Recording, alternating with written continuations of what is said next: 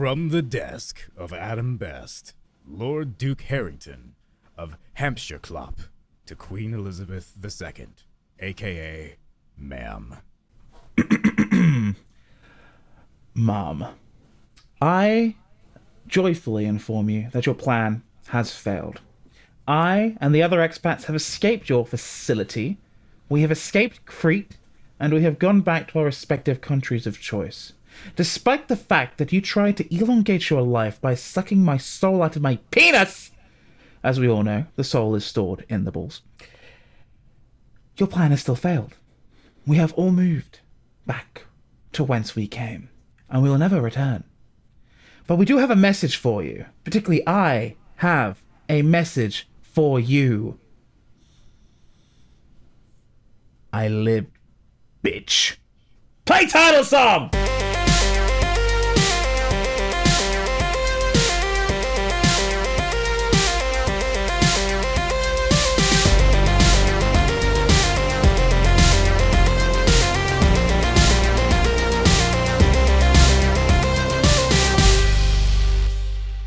What up, players? No, I'm kidding. I can't do that. I'm too white for that. Hello, everyone.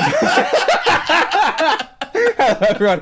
My name is Adam, aka Technical Cake Mix, and I'm alive! Woo!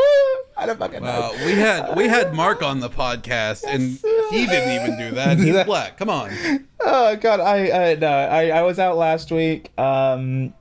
Medical stuff. I don't have COVID. I got tested twice. More on that later. But it's negative. I'm good. I'm golden. No COVID. It's probably just flu. I'm getting over it now. Go to youtube.com. Technical Cake Mix. You know, got a shill in there while I'm telling you about medical state. I am joined today by my favorite two idiots on the planet. These two. Introduce yourself. Go. I'm Alexander, also known as Xander. Some people call me Slander, Galactic Bird Emperor. But when I walk around and people see me bobbing my fucking head, I'm just trying to go goblin. Goblin what? That was the worst flow Goblin I've these heard in balls. my life. That wasn't a flow, That was asshole. almost a flow. It was almost a flow. It was like I was not terrible. trying to do a thing at all. Okay. Anyway, my penis also got my soul sucked out of it. That was cool. But not fun ways. Not enough. Mine was not a fun way. Yours was a very fun way. Mine was just, we should try and take my goddamn soul, dude. Like, who does that? Full disclosure, we recorded a whole intro already. And then, But Adam wasn't actually recording great. So he talked about a needle going down his urethra, and it made me cringe. Devon, introduce yourself. I'm Devon Wapio, and I have no soul. Is it because you're ginger? No, that's the same. Yay! No, I'm Nah, not he ginger. sold it for Yu-Gi-Oh cards. You know this. Yep. The going rate Dark for Magician Girl is very- for Yu-Gi-Oh cards is gone up exponentially. So in order for me to get a Starlight Rare Red Eyes Dark Dragoon, I had to sell my soul. So I got the card, but strangely, automatic doors no longer open for me, and I think that's kind of weird. But I haven't really looked into it much more than that.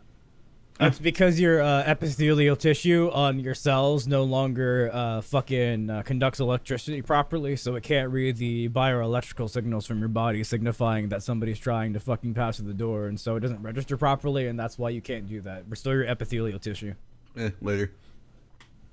Anyways, Adam, congrats on not being dead with COVID, and not being dead because the Queen tried to kill you. But shame about still being British, though. We'll work on that later. Yeah. Well, but better dogs have citizen? tried. No, I'm a green card holder, permanent resident, baby.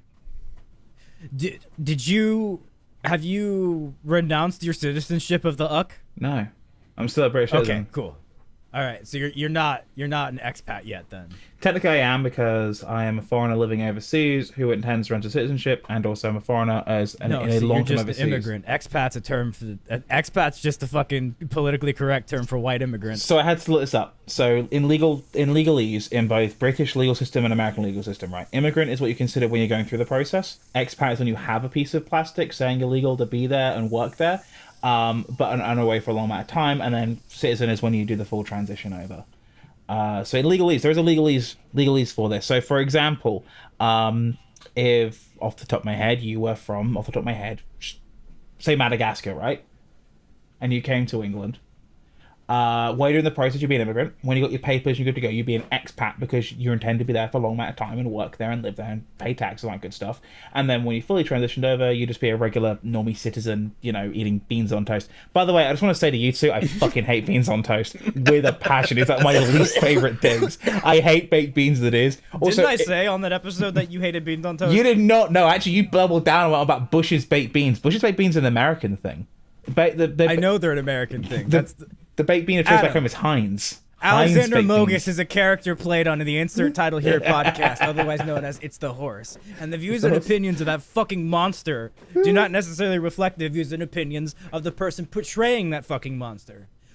On the topic of British people, an Irish Muslim would be the most fucking devastating force in the entire history of the universe. I saw this tweet on Twitter. I'm going to attribute it. It's a tweet I saw on Twitter. I don't remember who said it. Okay. But then somebody quote tweeted it and said, "That's just the plot of Dune."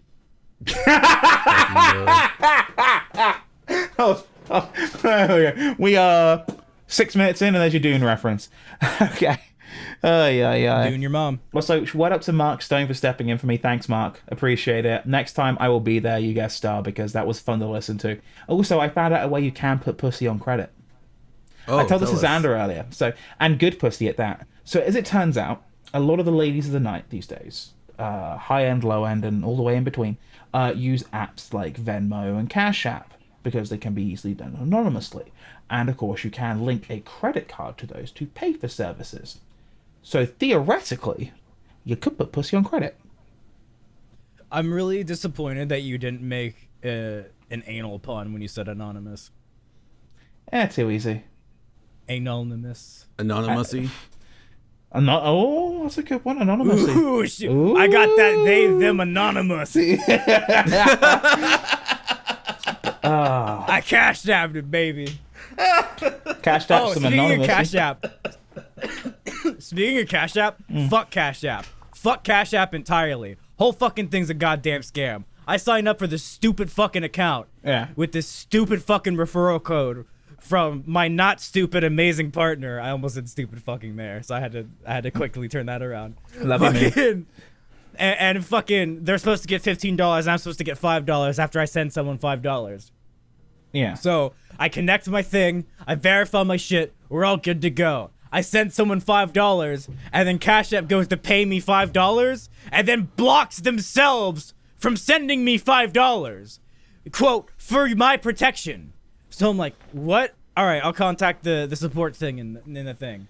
And then they're like, you have to verify your profile by adding a debit card and linking your bank. I'm like, I've already done that. I sent the fucking payment. And they're like, one moment. And then they're like, all right, you have to submit your ID now. I'm like, what? That's not a part of the fucking terms and conditions of this shit. Nor has any of my other fucking friends have to go through this shit. And then I get a different customer service guy at this point. So then he goes, you have to connect your bank account and your debit card and then send $5. I'm like, I already did this. I sent the $5.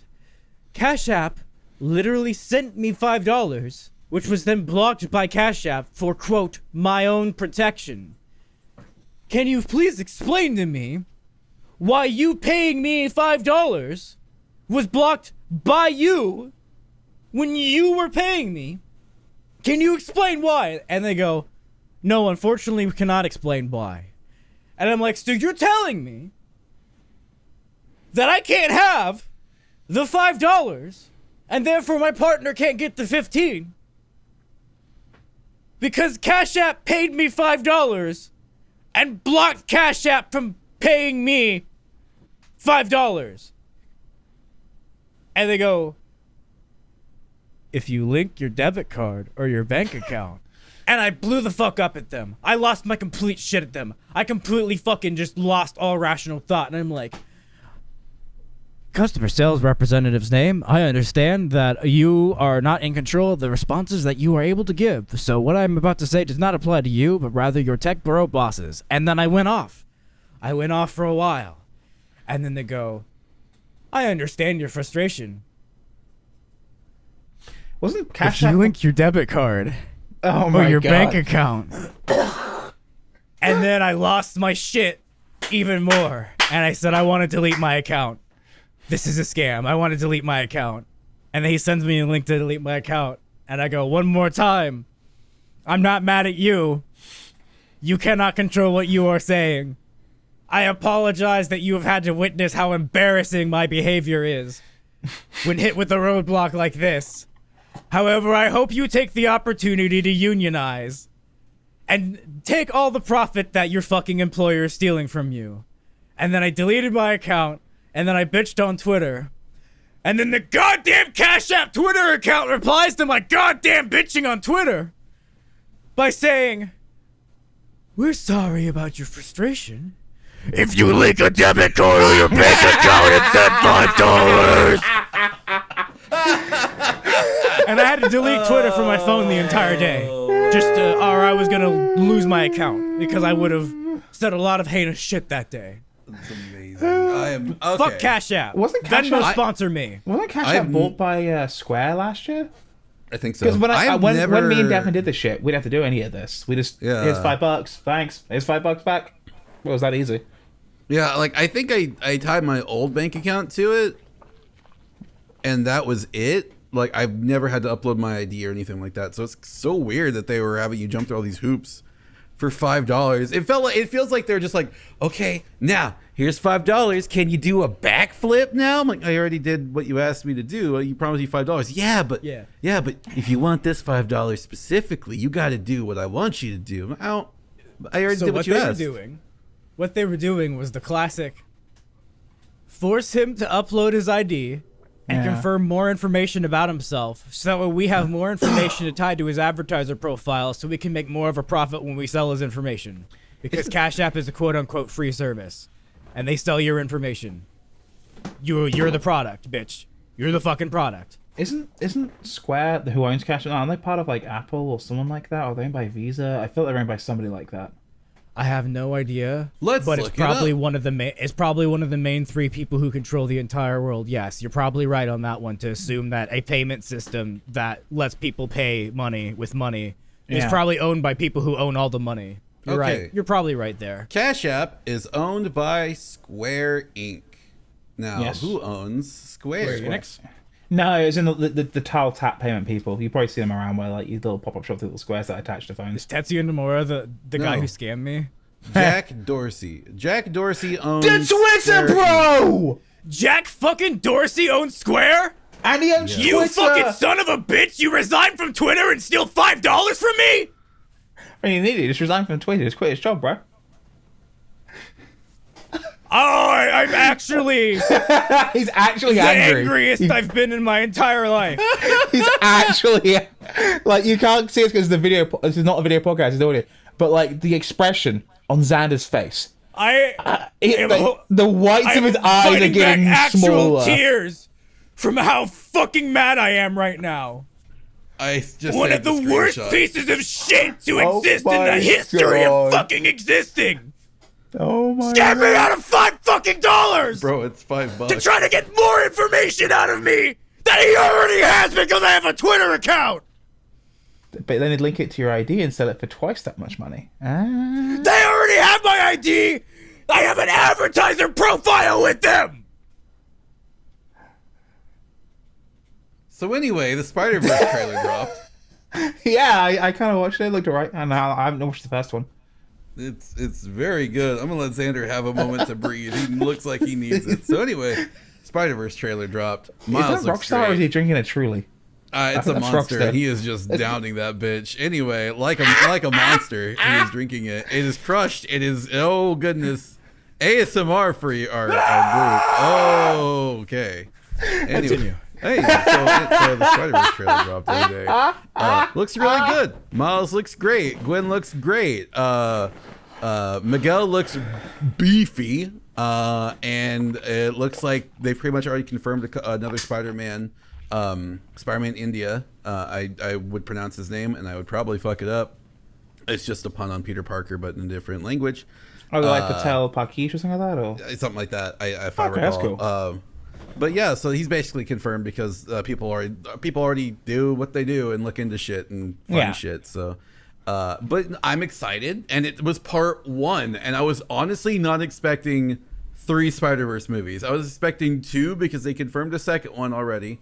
But the fact we're getting 3 is super fucking cool, and I'm very excited. I love Spider-Verse. I hope the Japanese Toku Spider-Man shows up, Spiderman.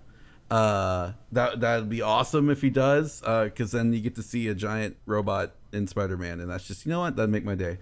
I'm excited though. I mean, we got 2 Spider-Verse movies coming, and it seems like it's going to be just a great time. I'm very excited.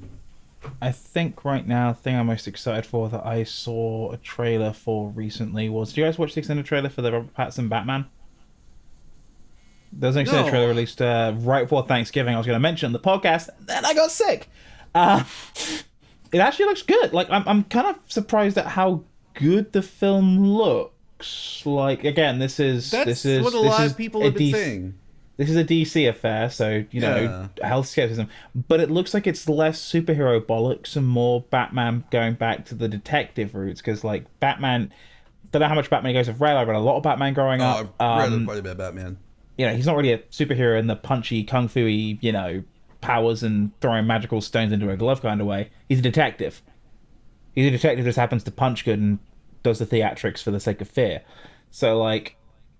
seeing him detect and actually like work out clues and stuff and not like a dumb CSI way would be a plus, because like the films that have gotten closest to doing that so far, with the exception of Tim Burton's 2 films, he sort of did it but kind of veered off course to focus on Tim Burton doing Tim Burton stuff, was the Christopher Nolan, particularly the second Dark Knight film. Xander, okay, I'm gonna stop talking about Batman because Xander, like, I can't tell if is Xander's soul in his body. No, it got sucked out through his penis, remember? Oh, yeah, right. Yeah, it's on the moon still. Gotcha. Like, Xander looks like a very angry Guy Fawkes. He is very mad right now. He's like just going off on Twitter right now. He's just very angry. Oh, yeah. It's fun. It's fine. Just gotta give him a moment. We just gotta give my man some moment. He'll come back down. He'll come back down. It does look... well, actually, before we talk about Thanksgiving, I do want to go ahead. It does look really good. Yeah. Shockingly. Batman. I mean, from what I've already seen, looks pretty good. So, in the next trailer, I guess I'm gonna change my opinion completely on it, and I might just go ahead and give it a watch because it looks like it might be a good watch. I don't know. When I heard he was cast, Robert Pattinson, was cast, I was like, this could work. Have you guys seen like Water for Elephants? So basically, after Twilight, after making all the fucking money in the world, our Pats decided that he was sick of being, you know, the Twilight guy. Fair enough, and did the whole reinvention thing. But he did it through a bunch of indie movies, and like, I think while I was in uni when Water for Elephants came out, and I was watching it like at Picture House in Southampton, I'm like, this is actually really fucking good. What the hell? Because it's got the other guy trying to invent himself at the same time was I can't remember his name, the German actor who played the really big bad evil Nazi in Inglourious Bastards, the Strudel guy. I can't remember the guy's name, but you know what I'm on about when I mentioned the Strudel guy. He was in that as well, and then they were both trying to like break out these typecasts of him being like the charming villain, him being, you know, the teenage heartthrob. And then more recently, I watched a good chunk of The Lighthouse of Willem Dafoe, where they're both just going fucking mental. Mm-hmm. I'm like, this guy can fucking act. Holy shit, this guy can fucking act. It's amazing what happens when you're given like a good script and you're able to actually be able to like, go through your full acting chops, you know? Yeah. I looked into it. Oh, sorry. There's a lot of good actors out there who unfortunately were cast in bad roles with a bad director, and that's kind of, I wouldn't say tainted their ability to act, but it's definitely like tainted the public perception of that actor. Yeah. Well, he totally did it for the dinero, and I don't blame him at all, because like I looked into his history a bit more. Like, he went to a very prestigious like theater school. Like, we're talking about a guy who has like done the work, done the chops, did a little bit of Shakespearean work. I think it was just the Twilight thing came along, and if you're in the situation he was in at the time, which was not a huge amount of money to his name, there's this huge thing coming on. It could be, you know, marketed to him as the next Harry Potter. After doing Harry Potter, he probably went, you know what? Yeah, I could kind of do with the money for the time being, and then build off of that. And fair play. Hopefully Batman is good. I'm looking forward to that. But on the other topic, how was your Thanksgiving, Devon? Because I heard you went on a bit of a road trip for it. I did. I had a fantastic road trip with my wife. We went to go visit her family. We had a great time together.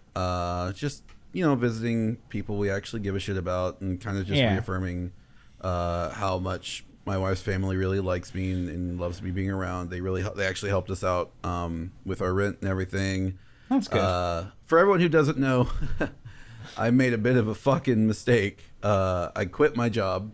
That wasn't the mistake part. That wasn't the mistake part. The quitting the job was for your own fucking sanity. Well, no. I'll let me explain. I didn't hear what Xander said either, because it was like bit of a little fucky wucky. bit of a fucky wucky I made. Yeah, it was a bit of a fuck up. So I quit my job, right, because they gave my information to a random customer. Wasn't cool with that. Quit my job. Personal information, by the way, not like a work number. Yeah, my personal information. So I quit my job, and I assumed I had my old job lined up. Turns out I didn't, and I would not be returning to that job until last week. So I was freaking out a bit because I didn't have money. But fortunately, I came through with a couple of not just friends helping out by seeing some money, but my in-laws gave us enough money to cover rent, which helped out a lot. And then I had a $2,000 check from my job just drop out of fucking nowhere. Nice. Yeah, because so my job has this thing that they call the long-term incentive plan that they started when I started there, and at the end, when they got bought out by the current company that owns them, we had to get rid of it. Well, since I was already enrolled in it, they were going to be like, here's what's going to happen. We're just going to pay out this much and this much while you're still working with us, and then by this time this year, if you're still here, it'll pay out the full amount that you're owed. I'm like, okay, cool, that's not a problem. So I had forgotten completely. I completely forgot about this. And my wife gives me a text message while I'm at work. She's like, hey, did you know that we had the $2,000 check from Hulu? And I'm just like, what? What? Huh? And she's like, yeah, they gave us $2,000. I'm like, why the fuck did I get $2,000? I just got back to work today. She's like, yeah, I went and go check. I'm like, oh my God, the L tip. Oh my God, thank you. So that actually not only made up for me not having money for rent and paying rent and paying my bills, but it also covers all the Christmas gifts I'm going to be buying as well. So Woo! That worked out. Magnificently, whatever. It just worked out, and I'm glad now because I was able to get you. I'm able to get your gift. I'm able to get my wife's gift. I'm able to get Xander's gift. I'm able to get the gifts from my in-laws, and that's. I gotta send you guys yours. Yeah, that's kind of the only people I'm shopping for is just basically my friends in this server. Yeah, I might not be able to send it out to the New Year or at least like the week after Christmas, but yeah, I can show you what you got on Christmas if you want. That's fine. Yeah, just send it when you can. It's not a big deal. I don't really care. I got you guys stuff for too many games, and I forgot about it, and I was like, oh, she's done that, and then I completely forgot about it, and Thanksgiving happened. My Thanksgiving was really good. It was pretty quiet. We had so you know how some people have like massive, horrible family arguments on Thanksgiving. Yeah, we had a very heated debate, but it was a fun debate. We had the debate, the most Philadelphian fucking debate of all time. We had the debate about hoagies. What makes a good hoagie? What makes a good hoagie? According to my mother-in-law, you got to make that bitch at like 4 a.m, wrap it up, and just leave it out. I'm talking like room temperature out, so it can like meld and gel and stuff, and then eat it later. And then it's all messed together. It's good. And like she wants a lot of vinegar on it, and I'm like, I can kind of see one, but I'd rather wrap it and leave it in the fridge so it's still crispy, crunchy on the edge. But the vinegar thing, and I was like, look, I had an experience recently where I got recommended a hoagie place by some people at the office, and I go to this hoagie place on my lunch break. And I'm going through it, I'm like picking what I want, you know, deli meats and all something. I'm like, yeah, this is good. Yeah, well, so some salami on here, a little bit of ham, a little bit of... It's nice, what's this nice buttercup? Let's go, some of that, you know, yeah. And then he gets to the end, he goes, hey, would you like any oil or vinegar? And I was like,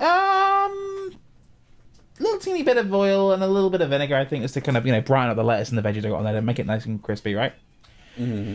He goes, I got you. And he proceeds to fucking drown the thing in vinegar. Oh. And I'm like, by the time I get back to eat it, it's mush. It's mush and apologies if you hear in the background, the cats are Yeah, I hear kittens in the background, and they just really want They're doing fine. They're really doing fine, heated by the in way. this. That's good to hear. They're really heated in this this Hoagie discussion because they're just like meat, They're like, and that's yeah, all they're they like, care about. They're like me. They're like, what the hell's with this vinegar? And it was just disgusting. She's like trying to argue that, if you put it together and leave it however you can choose. I'm like, no. And then we had an argument about what kind of cheese you put on the fucking hoagie. Does tomato belong on a hoagie? I don't like tomato that much. People eat raw, so no. Then oh my god. I just realized Adam's the motherfucker that says tomato. What the fuck? I didn't think you motherfuckers existed. I always thought tomato was like just a fucking stupid ass fucking saying. Because nobody says potato, but he just said tomato. Tomato. Adam, how you say? Tomato. Adam, how you say potato? Potato.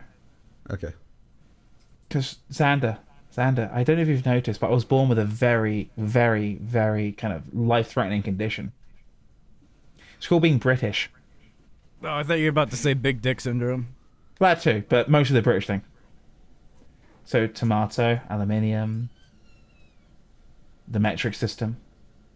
Okay, that last one. I don't know how I feel about that last one. It makes more sense in temperature. I'm sorry, guys. Yeah, it makes way more sense in temperature. This football field is 14 horses long.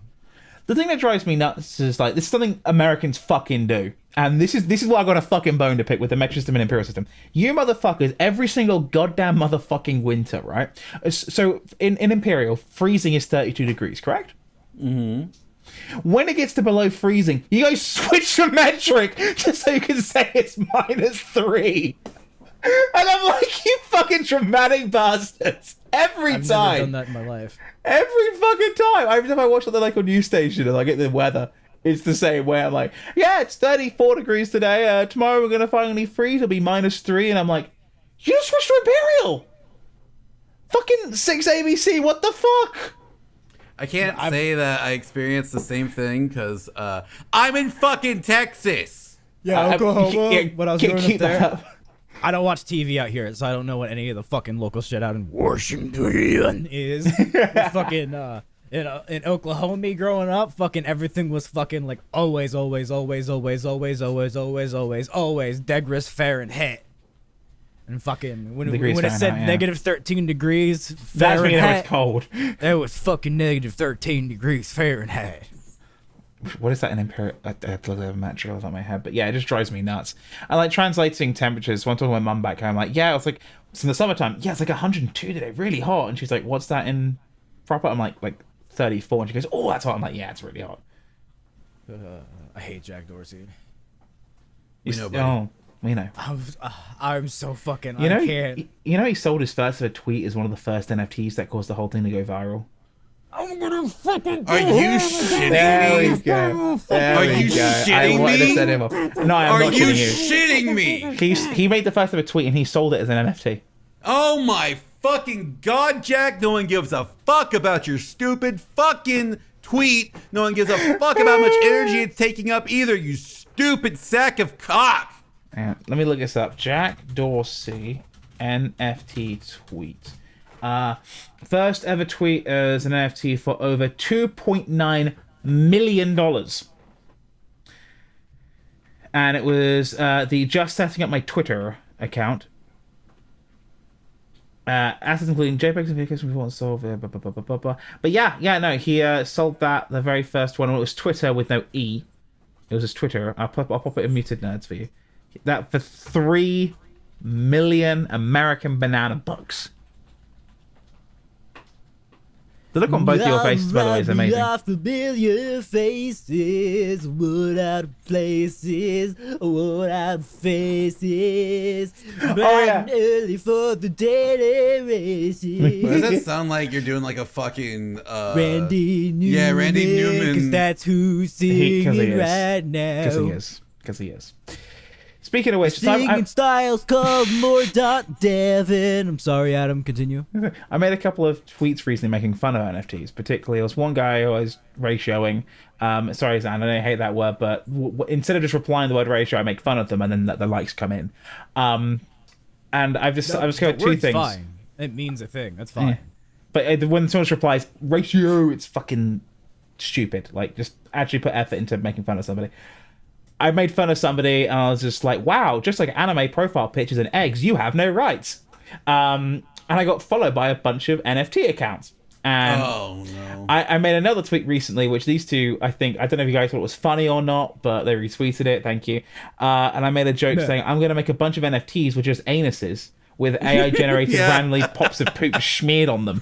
And the bidding will start at $420.69. Nice. A piece. If you buy 3, I'll personally go to the rainforest and burn down an acre by hand. And like, bro, we've already made one of those. Palpucker. Palpucker's logo is a fucking we can just mint that as an NFT, and that's the first one of your fucking things. Honestly, that was where I got the idea from. I was just like, fuck it, let me put a little bit of poop on it and put the poop in different spots. Yeah. So it's AI There's no generated. poop on the Palpucker one because that's my asshole and it's very clean. But fucking. Oh god. But I was just like, let me just fuck it. And I get followed by like 6 NFT accounts. They all unfollowed me like a day later after I stopped. Like, I didn't follow them back. It was clearly like those growth hacking quote unquote dummies who like just mass follow people and hope they follow them back so they can unfollow and make it look like they got a bigger following than they actually have. But it was just dumb shit, and I'm like, oh my god, I'm making fun of you people. How is it not obvious I'm making fun of you?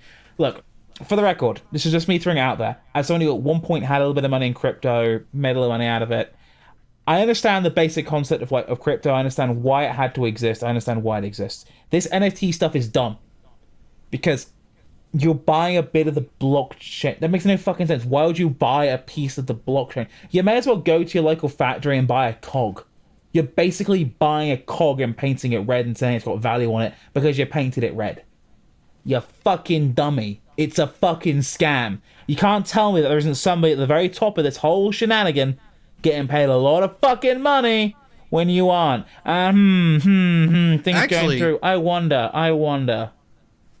From what I've been told, it looks like there's a list or there's a heat map that shows the sales of NFTs, and the heat map kind of reveals it as just a couple of like a group of people passing them back and forth, and artificially inflating the pricing. In layman's terms, in the most basic way I can break it down, and so basic it's probably reductive in a sense, but this is just like the easiest way I've been able to explain it to people like who don't understand the concept. The reason these NFTs are quote unquote worth so much is because once they're minted, somebody gives somebody $5,000, and then that person takes that $5,000 and buys some Ethereum, and then with that Ethereum purchases that NFT. And then the blockchain has a transaction record of that thing going for $5,000. Therefore, that thing is worth $5,000. And this is all on a loan, so nobody lost money on that. So then you trade it again to somebody else for more. And you just keep that going. You artificially inflate it across a couple of people. And you can look this shit up on the blockchain. The blockchain's fucking public. It's all traceable, and you can see it in real fucking time. Like, the blockchain doesn't fucking lie, brother. Like fucking, you can look at. I just said, brother. Holy shit! You can look at. You can look at this shit, and then once they inflate it enough, bam, they can just sell it and be like, this thing is worth this much. And then now that they passed that fucking tax shit, where they're gonna fucking start making you pay taxes on NFTs as if they're actual investments and shit, they're gonna look at the blockchain and say, yeah, but it's worth according to this blockchain. It doesn't matter. And then the same thing your worthless thing chart is who. The same thing with crypto a couple of years ago. Like, you had to pay tax on your crypto, so like it's whatever. Like, here's the thing. Again, going back, I understand why crypto had to exist. I understand why it was made, and it was made for a very valid reason to begin with. And it was basically as a middle finger to PayPal. You want to know things that I don't understand were made? Why the fuck is there a Blue Eyes White Dragon skateboard? Link. Okay, that sounds actually dope as shit. I'm retweeting it. I kind of want that like on my wall, like just. Well, then I hope you guys. I hope you guys are fucking good at Yu-Gi-Oh, because, bam, and it's Japanese only. But limited edition Blue Eyes White Dragon skateboard has been announced as part of a remote duel tournament in Japan, OCG. So Xander's about to get on a plane, Omicron be damned, to go get his Yu-Gi-Oh! No, it's a remote duel. You can duel over the internet as a remote duel setup. So Devon, you got to coach Xander into being the best there ever was. All I'm gonna do is remake my Invoked Blue Eyes deck in the OCG and just pray, and then RNG will deliver it to me, because with Blue Eyes decks, it requires 0 effort and 0 thought. Just play card. Just play card. And people will be like, oh, well, I'm going to use, I'll be like, oh, too late, Invoke Macabre. I nullify. And I'm like, what? I'm like, yeah, sorry. Dragon Spirit of Light. I sent it to the graveyard, and I removed that back row there, bitch. Bye. And then what's that? I do a thing that I forgot because I haven't fucking played Yu-Gi-Oh! In fucking years. But fucking Blue Eyes requires no thought. Head empty. I walk in with the Blue Eyes and I go, I summon Blue Eyes. They're like, but there's no monsters on the field. I'm like, yeah, but my special effect of this card in my hand lets me summon Blue Eyes immediately at the start of the duel. And they're like, fuck, it does.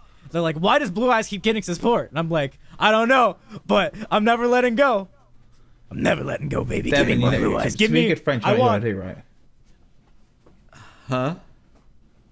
I was saying, Devon, to be a good French, you know what you gotta do, right? You gotta enter 2, and if you win it, you send it to Xander. No, if I win it, I'm burning it. Just send it to Xander with a bunch of firecrackers to do it himself. Devon, I can't buy this skate. Okay, if this was just a normal fucking stupid skateboard that you could buy, like, anywhere, you burning it as a symbol after winning it would be an amazing thing, and I would be like, yeah, I support this. I can't buy this skateboard, Devon, and I like skateboards. You've seen me ride skateboards. I have. At least twice in my life. Dude, if you won this Blue Eyes White Dragon limited edition skateboard that I can't buy in stores and then burned it, I would have to reconsider our friendship at that point, because that would show a lack of love and appreciation for me. You know how much I fucking hate the Blue Eyes White Dragon. You know how much I hate plenty of things you love, but I've grown past the point of letting that interfere with your enjoyment of it. Yeah, Xander, but you don't fucking interact with the stupid fucking card on a daily goddamn basis like I do. I interact with a bunch of the fucking people of capitalism that you engage with on a daily basis that I have to sit here and bite my tongue on, because if I constantly was like, Devon, you have to stop doing this, Devon, you'd be like, I have to stop being friends with you. You're too conscious, bitch. And I'm like, I'm sorry. And it would just be done. If you burn this Blue Eyes, that would be like me going, hey, Devon, it sure is a shame that you still play insert game here from insert company here. I don't actually have an example here, but there probably is one. I mean, you can say Konami. I very rarely spend money on Duel Links whatsoever. Does come out... Real talk though, does Konami do the harassment stuff, or was it just the Kojima stuff? The Yakuza stuff. Yakuza so stuff? The organized crime. I didn't know this. Yeah, Konami's Yakuza. Oh no, okay, no, I thought you meant like the game Yakuza. Oh no, I meant like Sega. Gangsters and human trafficking and yeah. Oh. Yeah. I don't want to play card games anymore. Thanks. Don't burn this Blue Eyes Oh no, I totally would though. Oh my god, dude, okay, my favorite thing about this right now, I have a Blue Eyes deck. And the part of the skateboard that the Blue Eyes is on is called the deck. And I could use my Blue Eyes deck to win a Blue Eyes deck. Exhibit! Come to me! Exhibit! I need your strength! You mean, yo dog, I heard you like decks, so I put your deck on a deck? This is Exhibit. So you can play while you play? Yeah, that is Exhibit, thank you. You're welcome. What's he up to these days? Let me look this up so that way I can figure out if I have to disavow him. Give me a sec.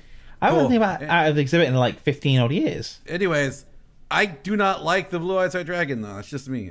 I'm not a fan of the card. I think it's dumb. Look, controversies. Let's see, 2007. Oh, you want a controversial thing? A stupid thing. Gumball 3000. I don't even know what that is. That's a racing. Oh, he thing. got his license suspended and then tax evasion. Okay, no, I see no allegations about anything, so he seems fine. Awesome. Tax evasion's okay, but you know. Yeah. I mean, like, do you want a Okay. controversial take? I'll give you a controversial Real take. talk? Speak Real about talk. rappers. Real talk. Hang on. No, real talk, Devon. Okay. I'm sorry. Real This talk. is so funny to me. In most cases, a rich person evading taxes, I would be like, yeah, fuck that guy. Send him to jail, pay your fair share. However, please examine where Exhibit comes from, his background, the era he grew up in, the likely lack of education he received as far as like managing his finances, a la Wesley Snipes, and all of that stuff, and re-examine the charge of tax evasion being less about this rich man not paying his fair share and the system trying to punish a black man for not knowing. Okay, that's fine. Okay, well, I'm gonna re-puncture the mood up with a spirited debate. I have a hot take. Okay, what's your hot take? Biggie is better than Tupac. I have no stay in this conversation because I only have been recently Them's fighting words. listening to Biggie. I realize them's are fighting words, but I'm sorry. Let's I was maybe listening to- not. Let's maybe not because I can't really add anything to So, this conversation. I'm not going to engage with this one without him. I will, however, talk about Devon's bias in this fight. Very No, briefly. what? No. I have yeah. no bias. I have no bias because, like I said, the only thing I've listened to is Biggie so far. I haven't dipped into any Tupac stuff just yet, so I can't form an actual opinion on which one I like more. I have driven Devon insane for thousands of fucking hours of not thousands, hundreds of hours of playing PSO2. When we would go and fight a goddamn enemy called Big Frogga. And in the middle of it, I would just start fucking singing Big Papa, but about Big Frogga. And so the moment he listens to Tupac, he's immediately going to be like, Tupac's better than Biggie. Just because, for a record 600 fucking hours, I have sung Big Frogga at him. Well, no, it's not that, actually, now that you say it like that, because my ex used to sing that song all the time. Well, see, I was trying to make it And funny. she'd only say the one line and not any of the other parts of the song. So it's just like, it was cute. It was barely cute the first time. Anytime after that, it just became obnoxious. Barely cute. I love the distinction. Dear ex-girlfriend who does not listen to this podcast, probably doesn't even know it exists. Pause. Not like real pause. Editors note, don't actually pause here. Just keep going. You know she's gonna be listening to this podcast eventually. No, she doesn't listen. Well, I don't give a shit. Okay, well, if she does Thanks for listen the to it. free listen, you stupid cow. There you go. You're welcome, Devon. I don't know. Oh, cow is a term of endearment. Stop. Don't. Okay. No. All right. No misogyny, please. I'm not. This is my own personal hate. Anyway, dear ex-girlfriend, it was not funny. You are not funny. It was annoying. Fuck off. I'd say a lot more, but I don't want to get called out for things, so fuck it. No, he doesn't want to give me more work removing it, and then me going, all right, I removed this part. Is this cool? And then him going, actually remove this part too. And then be like, all right, cool. I wanted to remove it, but I wasn't sure yet. And then I'll review it again, and they'd be like, I'll actually remove this part too. I'm like, all right, thank God, because I also didn't like this part either. And then eventually we would have edited 30 minutes of a podcast out. No, I'm not gonna get into all the reasons why she's a horrendous human being. That's work you can do by yourself, poor listener. You can dredge through my tweets from 2013 to 2015 and try to figure it out. I wouldn't. I'm going to take a hold of Devon's account and just nuke his Twitter, everything pre-2019. Can we like go back, if they ever give us an edit button, go back to like 2015 and edit it to just be like That's the links thing, to- they'll never add an edit button because Twitter's backend does not fucking physically support an edit button. That's why the best they can do is pause sending your fucking tweet for like 15 seconds as an undo button. See, what they should do is like just give you an edit button, but after a certain date. Like, you know, I mean, like you tweet it, you got 2 days to change it, and then after that you can. You know, forever someone stuck. would make something go viral and then change it to like penis, and that's it. Yeah. Okay, hang on, pause. Like, editors note, don't pause. But like fucking, like, bro. Okay, somebody makes a viral fucking tweet, right? Like it's a banger, right? Okay, and then And then, oh, I'm gonna die. After 20,000 fucking retweets, they changed it to just be the word in all lowercase, penis. No misspelling, just PENIS. Just penis in all lowercase. I would slam the fucking retweet button harder. Oh my god! I want that to happen. I want it to be like this long fucking like diatribe about like why the systemic fucking injustice, the blah blah blah blah blah, is like is unconscionable. We have to act. And then once everybody's like, yeah, I believe in the social cause, they just change it to penis. Oh my god! Hey, could you imagine like the quote retweets would be like, I really understand where this person is going with this, and I completely agree with this statement. In fact, I think more of us should stand up and recognize the injustices in our community. And then the quote tweet is just penis. Like I can see I see the hilarity in it. I realize that someone could take it and do some vile racist shit and make it look like someone else is supporting said vile, which is ultimately why shit. I would never actually support the feature being added. Just fucking delete your tweet, asshole. But same. But like, at I least can see delete the and then hilarity. repost. Like a delete and copy and paste, so they can edit the fucking typo. You know what I mean? Yeah, like delete and would be a nice option. Like change like 1 to 2 letters or something. Yeah, but they'll make you pay for that now with Twitter Blue. That's a name. Oh right, because Blue movies. Yeah, it's a blue film. I saw that on my phone the other day. I was like, yeah. Twitter, you stupid fuck! Oh shit! You didn't fucking say that, did you? Your terms of service allow boobies on the profile. On the profile, allow boobies on the thingy, right? On your thingy, you have a thing called Twitter Blue. Why the fuck do you not make your own OnlyFans fucking section on the Twitter Blue fucking site? It's literally built into the fucking name, you whore. You kicked out Jack Dorsey's fucking stupid ass from CEO, and he's gonna exit the board in a second. So when that fucking sex worker hating fucking right wing stupid motherfucker leaves and fucking gives me my goddamn $5 back, fucking implement my ideas. Unless would you like $5, bro? I don't. You can't cash app it to me because I don't have my fucking account now. Is it the principle of the matter? It's the principle and the fact that my partner couldn't get $15. Okay, like Devon, can you PayPal him $5 and PayPal the moon $15? What do I look like? Fucking PayPal? Yes. Also, that ruined the joke. Hold on, stop. Let me try it again. What do I look like? Fucking Cash App? Yes. Joke over. Anyway, go on. What the fuck? He tried to edit button real life there, and it actually came out worse. You fucking reptar. Editor's note. Pretty please. Pretty please with some ice cream on top of some hot chocolate, rendering the entire drink null and void because it becomes lukewarm chocolate with melted cream in it.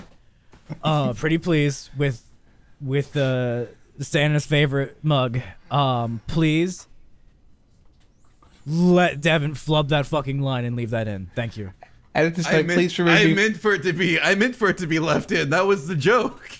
Editor's note, please remove you saying Reptar. I don't want to get in trouble for that one. I realized what I called him after I said it. Editor's note, you said that, you son of a bitch. Okay.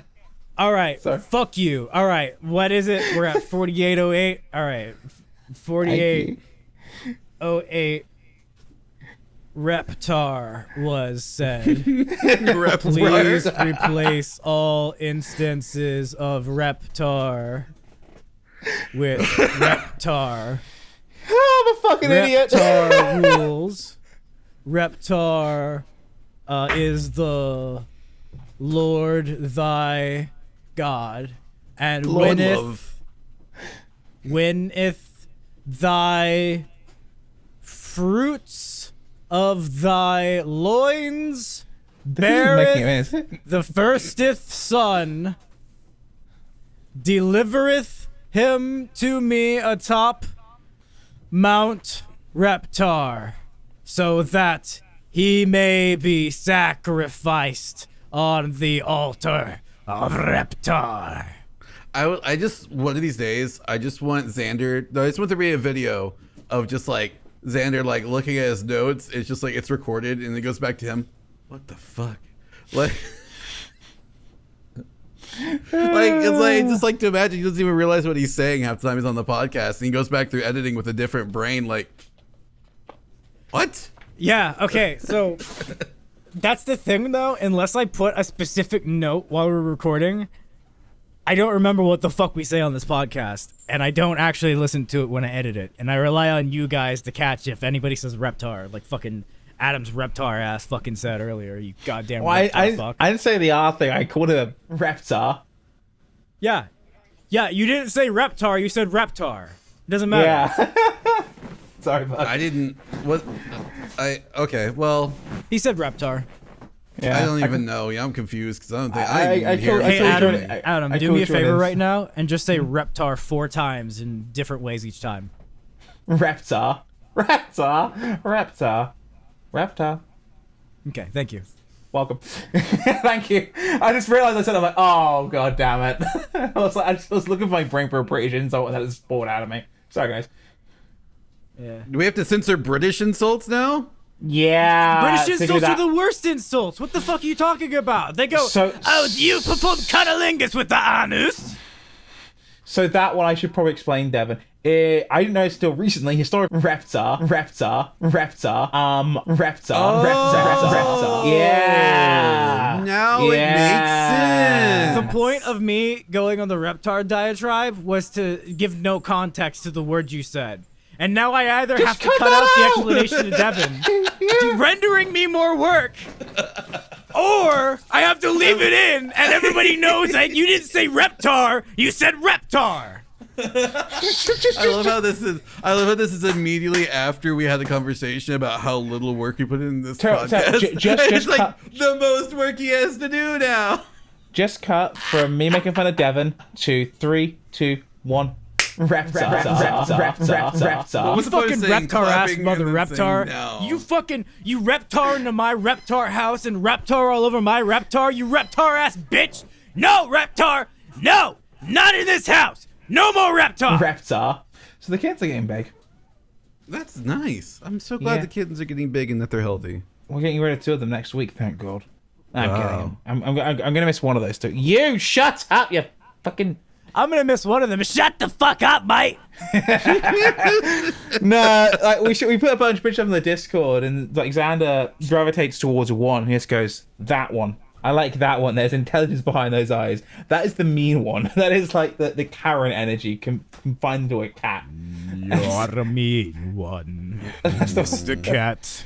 That's the one that's going away next weekend. It's going to Forever Home. To get real fat. I joke that I'm not going to miss it, but I actually probably am because I kind of have enjoyed having all 4 of these little dummies this past few weeks. Adam will be on the podcast show, and he'll be like, "My baby's gone. They took my baby. A dingo took my baby." We're keeping one of them, so that'll be fine. But yeah, no, 2 of them are going off next weekend, which is nice. It's good for them. Good for them to go there Forever Home finally, because they're old enough now, and good for me because I get my office back, I think. I wish I had an office. Instead, everything happens in my goddamn bedroom. Well, to be fair, how big's your bedroom? What? How big's the bedroom? Like a studio apartment size? Oh, it's not that bad then. I mean, this is the smallest bedroom in the house I'm using as an office. Well, no, it's more like a micro studio, I guess. Yeah. Like, I mean, it's one bedroom. It's not like my whole house is that size, but like... Yeah, it's fairly decent size, though, is my point. There's no options of recording or streaming from downstairs, because that would just be a fucking nightmare with how much sound leaks in down there. Well, yeah, but no, my point is, though, is that, like, it's probably bigger than this room by far. Nah, it looks about the same size. Yeah, it's not. This is like a tiny, tiny room. Yeah, I live in Washington. Why does got the bigger office than me or Devon?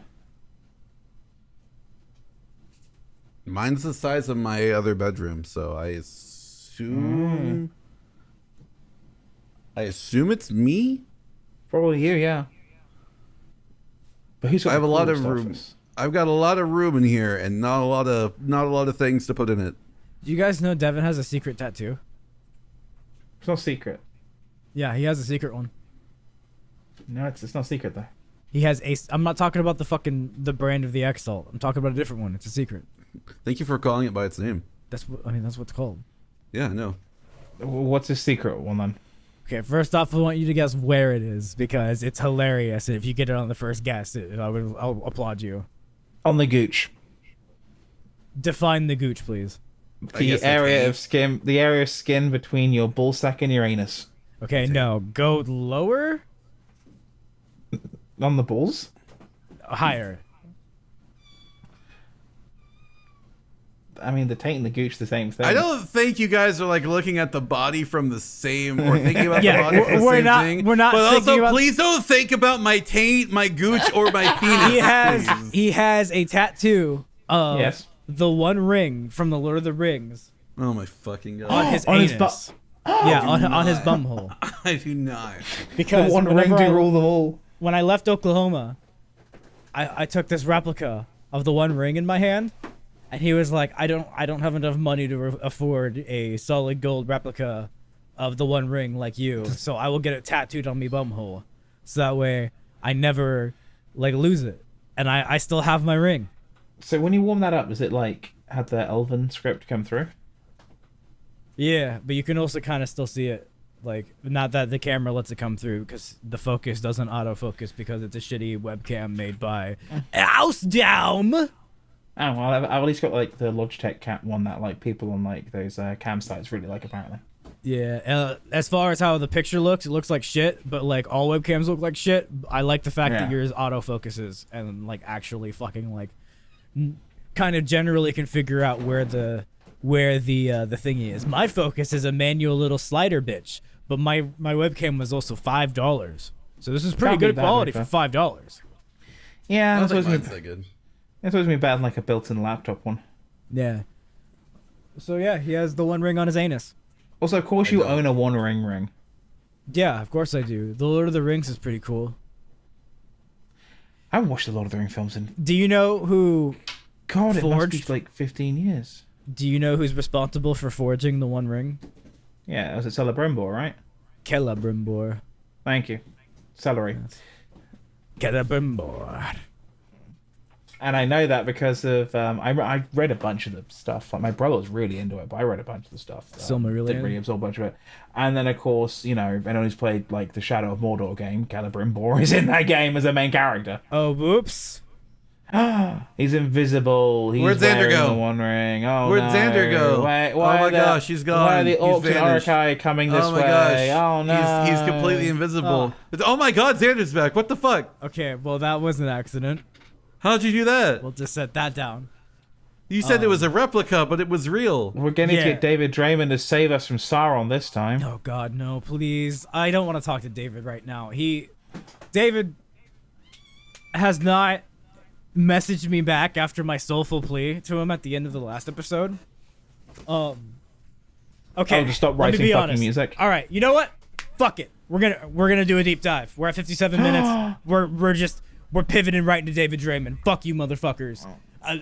Editor's note: put up a picture of female David Draymond that Luna sent you. Fucking when you were recording that one episode that you never put up, and just leave that up for the rest of the fucking episode. Thank you.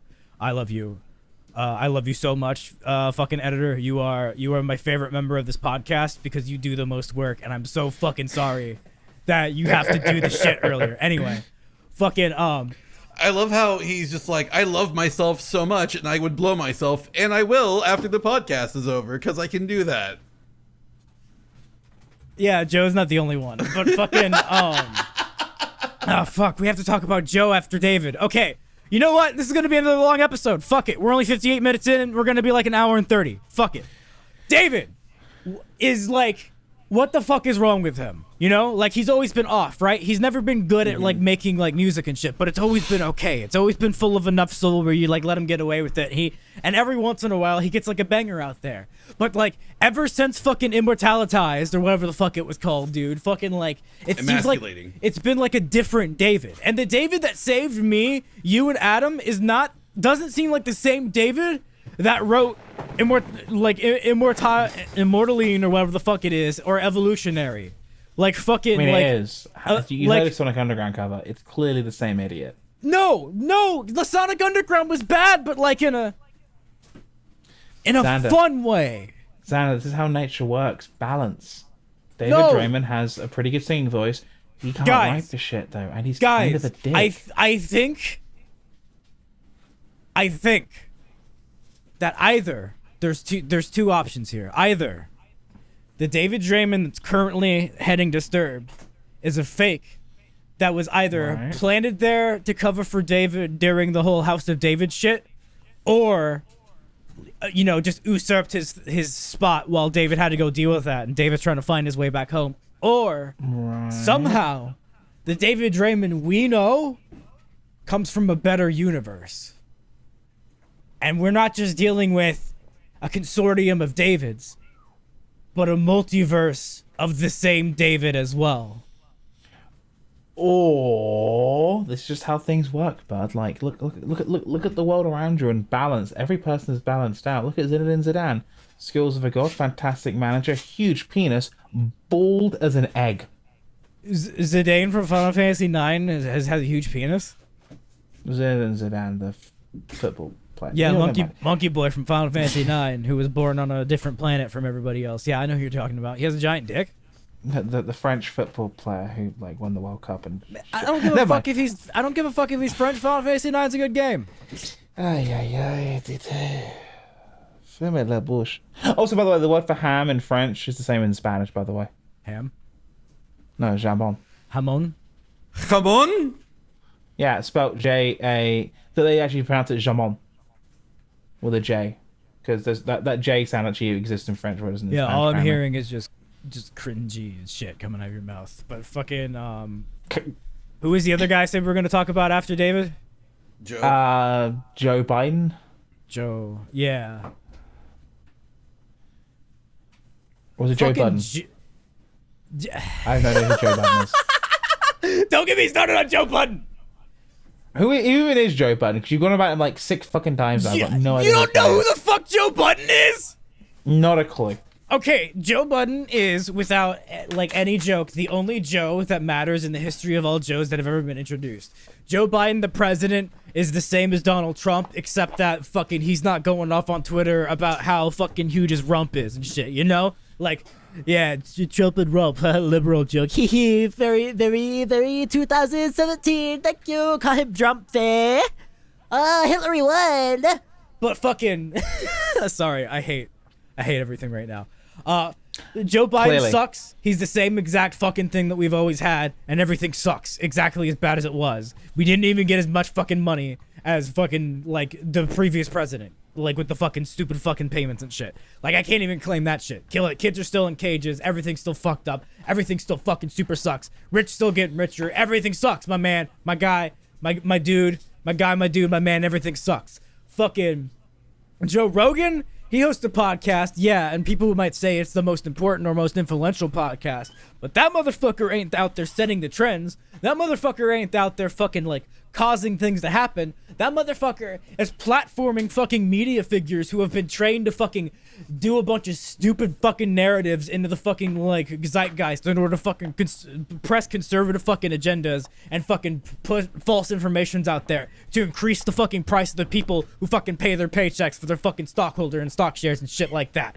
The only motherfucker who's named Joe who fucking matters, who also runs a fucking influential podcast, is Joe fucking Budden. Because not only does fucking Joe Budden fucking make some tremendous fucking amazing music fucking that he has retired since 2016 from, but he also on his goddamn podcast influences the fucking culture himself and has his own fucking opinions and doesn't just let fucking people come on there and use him as a fucking platform to spread fucking stupid information.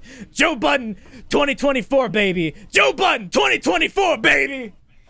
I can think of another Joe that's pretty good. Joe Mama. Yeah. Yeah, I was waiting for you to finish for that the whole time. I was thinking about Josuke Higashikata, but you know, Joe Mama's pretty good too. Joe Mama.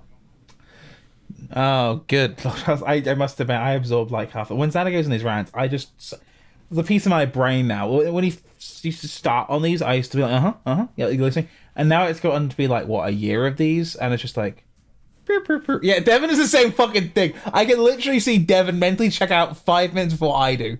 I'm gonna be honest. None of So that was a little- shitpost, though. No, I know. I understand. None of it was a shit post, but it's hard to differentiate the two sometimes. You have to About admit this Poe's lore is very strong here. On that note, I understood most of what he was ranting about, and I understand that Joe Budden is a very influential podcaster, whom unfortunately I don't listen to. He's also an amazing music creator. However, throughout most of that conversation, I was kind of doom scrolling on Twitter, and somebody retweeted a picture of Cynthia, and I was reminded about how she literally Stomped on you. word for word just took me outside and tore my ass apart. Who's Cynthia? Yeah, Cynthia- he got beaten to a fuck. I caught the replay on Twitch. He got beaten to a fucking pulp by Cynthia, and it was not pretty. I may have made some poor team building decisions because The confidence you had as well, and just watching that game go, ha ha, motherfucker, you thought, and just tear you down. let me explain. So I, in my infinite wisdom, for some stupid fucking reason, I brought a team that 3 of which were weak to Earthquake, and I didn't think that through until I got to Bertha, the Grand Elite 4 member, and I had a really hard time. And I kind of just stood there. I was just like, she got a Garchomp with Earthquake. About to say the entire Gen 4 experience, ultimate. You know how like Gen 2 ultimate revolves around the red battle at the end of the day. You got to prepare your team to go for the red battle. Yeah, Gen 4, realistically speaking, you got to prepare your team around a fucking Garchomp, and not just any Garchomp, a fucking mega loathsome motherfucking big dick style will come in here and fuck your shit up for free. Steal your goddamn wife, steal your goddamn daughter, lock him up because he's coming and stealing everybody. Fucking Garchomp that will just destroy you. Yeah. This thing is infamous. I kind of just saw that picture and I was just like, man, she just ripped my ass in half. Like, I was thinking like that entire line from the first episode of Always Sunny with the gay bouncer who was just like, I took him outside and I tore his ass apart. And you don't know if he's actually talking about getting fucked or talking about beating the shit out of somebody. And I feel like in that certain situation, I look at Cynthia, I could explain the same thing, and no one knows if she actually fucked me and destroyed me or beat my ass with Pokemon. You never know. You just What a way terrifying. to go, though. It was terrifying. Like, she was always like, even in the original game, Cynthia's always been like that. I was reading some tweets from some people who argue she's actually harder in the remakes now, which brings a bit of a smile to my face because, like, good stuff. Yeah, as much as the game is poorly designed, the battles are like, okay, the trainers that should have good movesets and good AI have good movesets and good AI. Oh yeah. They're really hard. Their teams are like built like different EV spreads and items. It's just, I'm kind of scared to even attempt to do the rest of this until I have like a level 100 team that's actually like decently built. I don't think I have to worry about that. I just think the biggest trick to going through Cynthia is gonna be some kind of ice move or something. No, because her Garchomp has a Yachi Berry, which reduces, it gets rid of super effective ice damage, and I'm just like, Once, right? yeah, just once, but it's just Okay. Then go the other route. terrifying. Go the other route. Hit it with Fairy. Gotta get a Gallade or a Gardevoir and just pray. Yeah, but anyway, yeah, that's just what my brain went to. Damn. But shit, no, I want to listen to more podcasts, but like I don't know when I'd ever have time to do that. I listen to them on driving because I put them on driving back and forth. I don't drive. Thank you, my best friend Devon, who is the greatest fucking singular person who has ever entered my life, who has blessed me with all of the great things that I continue to have in my life, including helping me move to Washington literally at his own expense, giving me a house and home before that. fucking being my best friend, introducing to my partner, introducing to me my podcast co-host, currently doing things with me, plus also giving me money when he got some money when he did a voice acting role, even though he didn't have to give me money from that because he did all the work from that, and all I did was go, yeah, your stuff's good, and send it back to him, and that was super cool. Among other things, thank you for reminding me that I finally listened to the fucking Leftovers podcast featuring Hassan Piker, my man crush, and Ethan guy. How was that? I actually listened to it. I just saw that they were hosting it. I know you got to think of Hassan, so. So I figured it would be boring because most podcasts, including this one, are pretty boring. I have to take the self dig, you know. But fucking, I was listening to it. It was the Joe Rogan. It just brought me back to Joe Rogan. It was the Joe Rogan's going off the deep end fucking episode that just came out like hours ago. And fucking, they're talking about how Joe Rogan posted this fucking that Kali Yuga fucking right wing meme on fucking Instagram where the good times. Yeah, I saw that. Yeah, strong men in the Nazi area. Strong men create good times. Good times create weak men. Stupid bullshit that's been the fucking mantra of every single fucking eugenicist since the history of fucking eugenics and shit. And like, they're making a lot of good points and shit. And like, the entire time they're talking. And I'm gonna derail from the Joe Rogan stuff. I'm no longer going to be talking about the Joe Rogan for anybody who thought I was gonna put my opinion on that. The entire time they're talking, I can't help but think, man, Hassan's audio is actually better in his stream than it is on this fucking podcast or in a studio for this podcast. And I'm like listening to their fucking audio, and Ethan's audio is like, I'm not one to talk. This episode currently has horrible audio on my end because my neighbors are blasting music and I have a fucking fan in the background. So you're gonna hear the exact same fuzzy shit I'm gonna talk about from Hassan in the background. I don't know why I keep saying it like that. I'm like almost hiccuping every single time I say his name. I'm so fucking high right now. I've smoked so much weed. This episode has been hilarious. Speaking of which, let's load more. But fucking, I'm listening to it. Ethan's voice is clear. Like, there's not that thing that you can hear in my voice every single time I talk. But Hassan, every single time he talks, I think it's the way the boominess of his voice comes through, and the fact like the way the mic and the setup is. I think they're probably using like the same audio source it feeds into or whatever. I can only theorize, right? But Hassan's, I'm hearing like a little bit of like fuzz and stuff, and then I'm getting bothered by it. Like I'm sitting there, it's completely quiet outside, and I just have Hassan in my ear, and every single time he talks, I just hear go on in the background, and I'm just like, what the fuck is going on?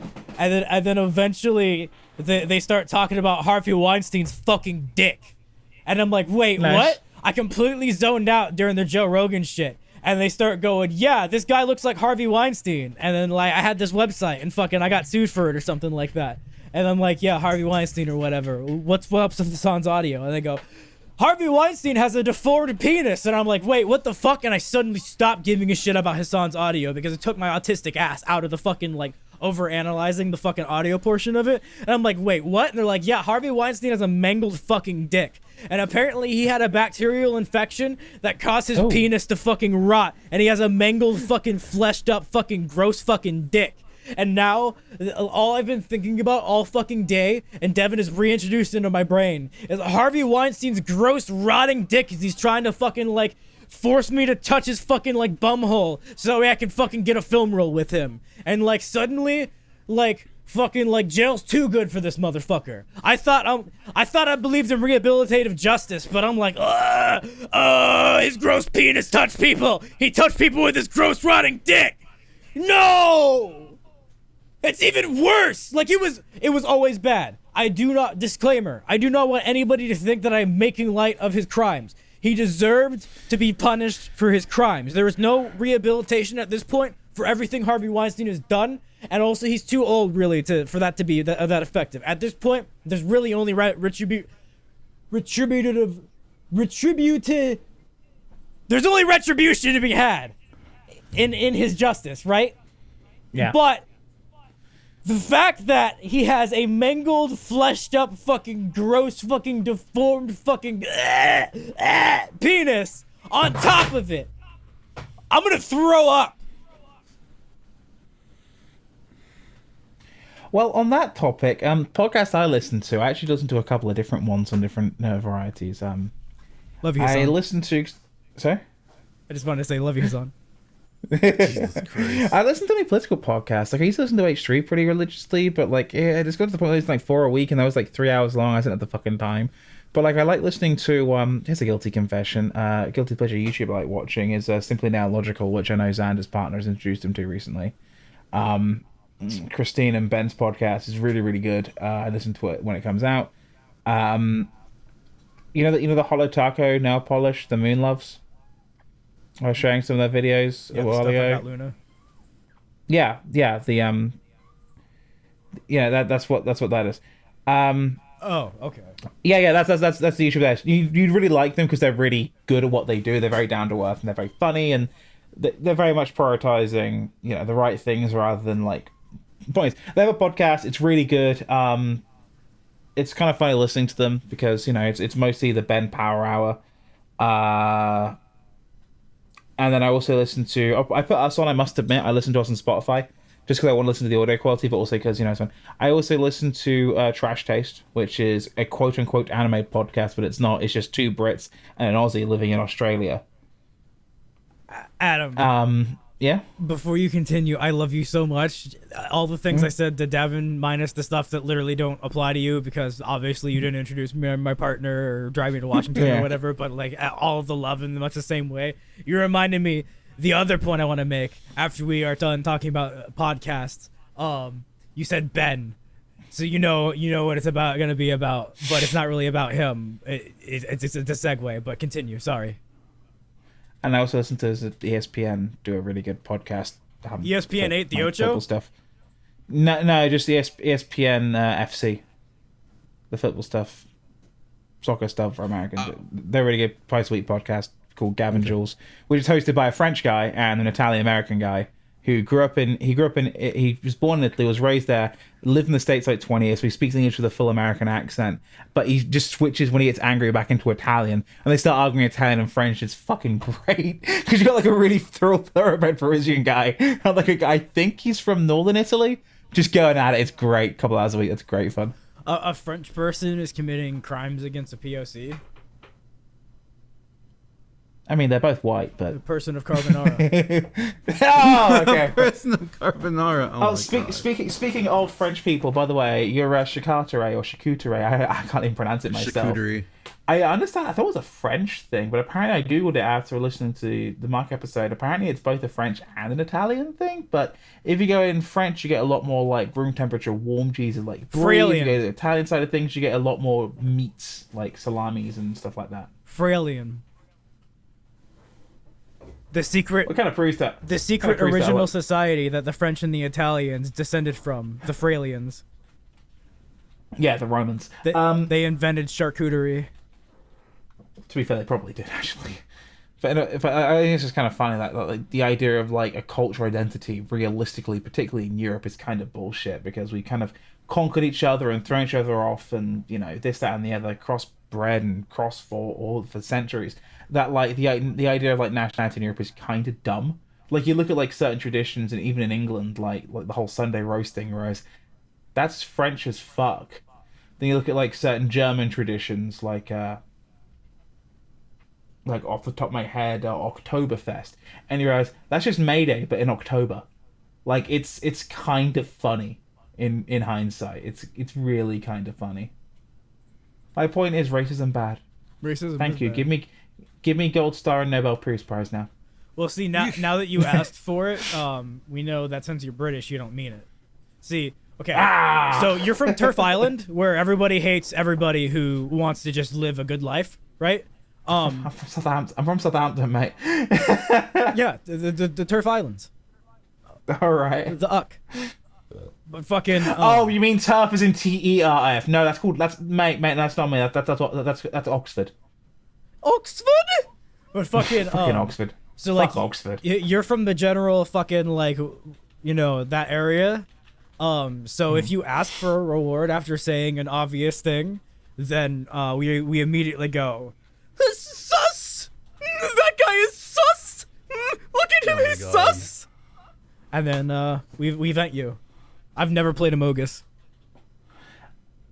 Ironically, about a year ago, when it was still fun and hadn't been completely mean to bits, you'd have probably enjoyed it with us. Oh, yeah, fuck we played you. it. Fuck you. I think it is still fun. I'm not. You don't like being gaslit. I'm incapable of playing those games. Yeah. So because you can't keep it. Yeah, you can't lie. Gotcha. Yeah. no, it's not that I can't lie. It's that I would. So. Yeah, you'd stress out too much. It puts me in a psychological state where I would then become aggressive in my advocacy, then would risk going overboard in my reactions due to previous traumas. Speaking of previous traumas, I've been sorry. Speaking of previous traumas, I've been looking for a segue into this entire fucking time we've been talking because I just need to get this out of my system. All right, I fucking hate Fortnite since we're talking about popular video games. All right. Okay. I played it one time. And I got called like a slur like 3 times in one match. I'm just, you know what? Was it the same slur? No, it was like 3 different slurs. Like I applaud the creativity of Fortnite gamers. Was it for the same ethnic group or different ones?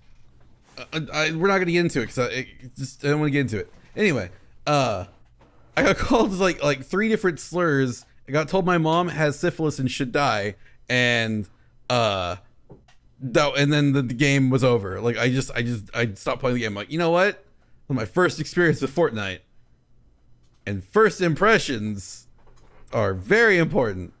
So I kind of put the game down. I'm like, you know what? I don't want to play this, and I never will. Number 1 victory royale. Got called. Shut up. Got called. Shut up. Slur, Let me had to finish. Put the game down. Anyway, I had to get that out. Jump forward about 4 years, give or take. Lead off my hover right now. Shut up, both of you, please. So cut forward about 4 years or so. It is today. It is December 5th. Gave the date away that we're recording this. December 5th. Way to date it, dummy. 8 p.m. I didn't give the year. At 8 p.m. Right? We were talking about fucking Thanksgiving before this. Okay, who's dating what? Fuck you. Anyway. Cut forward 4 years. The trailer for apparently Spider-Man in fucking Fortnite is a thing. And he's web swinging and shit in Fortnite. And I'm like, hold on now. That's kind of cool. However, very staunch in my ways, and I will not re-download Fortnite. I absolutely refuse to re-download it. But I really want to fucking download it to play Spider-Man. I'm so fucking mad right now. I can't. Do not I'm not give gonna. Tencent I'm your not. data. Do not. Give I'm not. Tencent I'm your not data. going to. They're not going to get me because I love Spider-Man, but fuck Fortnite. Guys.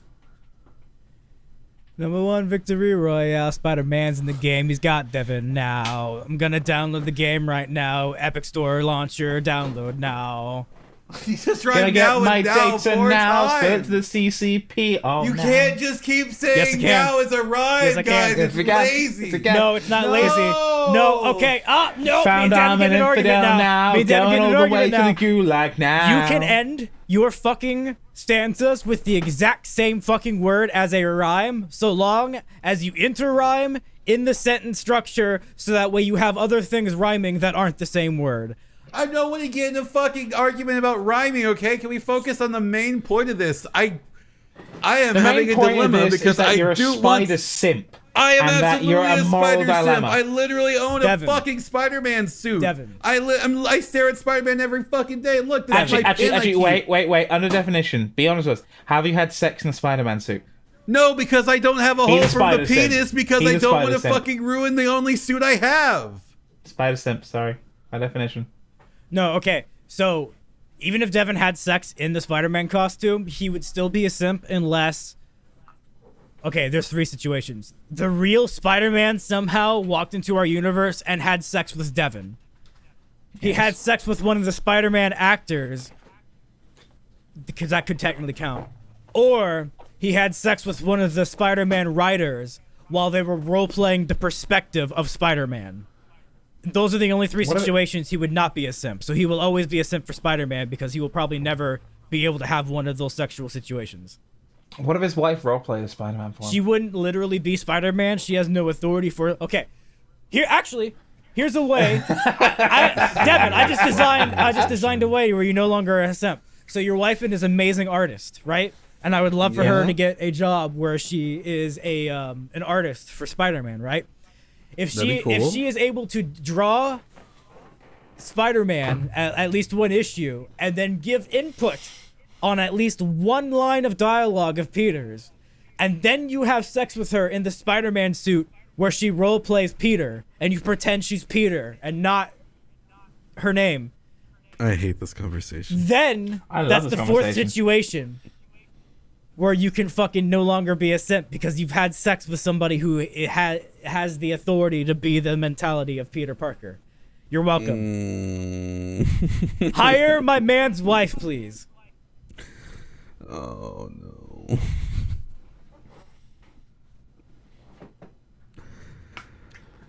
Anyway, See, I'm not gonna download Fortnite. I refuse.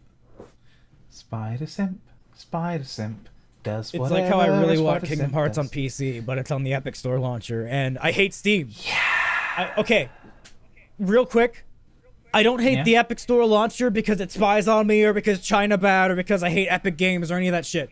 I hate fucking launchers. I hate fucking launchers with the passion. I buy my shit from fucking GOG when I get the fucking opportunity to, so I can just fucking launch the goddamn game and have it be self-contained. I hate Steam so fucking much. Why would I take a worse version of Steam and willingly download that onto my fucking PC in order to play Kingdom Hearts? Fuck you. I have it on my PS fucking 4. That's already a worse version of Steam. That already functions that way, that I don't have to fucking download. It's just built that way.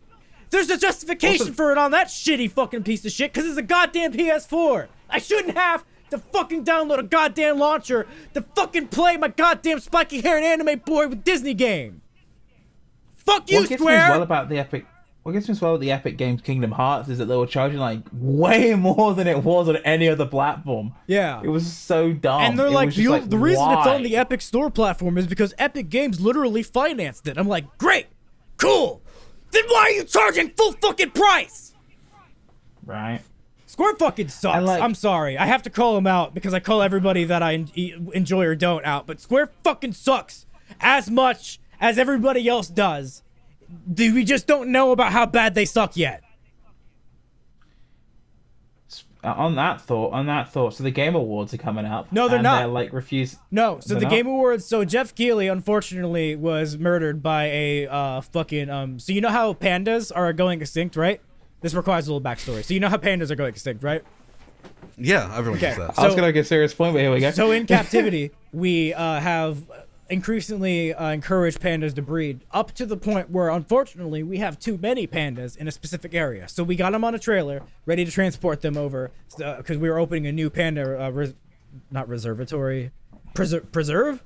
Whatever the fuck you... Reserve. Yeah. Reserve. We're opening a new panda thingy there. Unfortunately, they got to an accident because an Uber driver turned a corner, and because they're underpaid and overworked, he unfortunately didn't see what was going on, and he almost clipped them, corrected himself, and fortunately is under no legal liability or obligation to pay or be responsible for what happened next. But what happened next will shock you after this commercial break.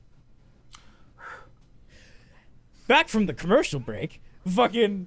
I'm just gonna insert something stupid there. The fucking truck goes off the rails and the pandas get out, right? And Jeff Keighley, unfortunately, was announcing that the new Game Awards and around this area in like a giant open air parade because like COVID had been like fucking like eliminated in his little block or whatever, and he was really willing to reintroduce COVID immediately after they finally eliminated it in his neighborhood. And so he was opening like a huge open air barbecue and invited everybody there. And as he was announcing the nominees for the Game Awards, the pandas unfortunately and tragically trampled him to death. And the Game Awards had to be canceled because obviously the Game Awards is just a promotional PR stunt for Jeff Keighley to jerk himself off for fucking 4 hours and pretend that he has any sort of grip or understanding of pop culture or any influence over it. And occasionally they talk about games. So yeah, it's been canceled, but I would like to let everybody know that the Insert Title Here podcast, under our large worldwide international venture, the It's the Horse International, are considering doing our own game award called the Game Rewards, which if we do, we may or may not stream live in front of a studio audience. Stay tuned for that. Adam, back to you. Yeah, I was just gonna say, like, they're refusing to take a stance on the Activision stuff, and I think it's kind of funny that, like, it's so funny. The biggest controversy of, you know, probably what, the past 10 years in video games? Maybe around that? No. Like, it's definitely...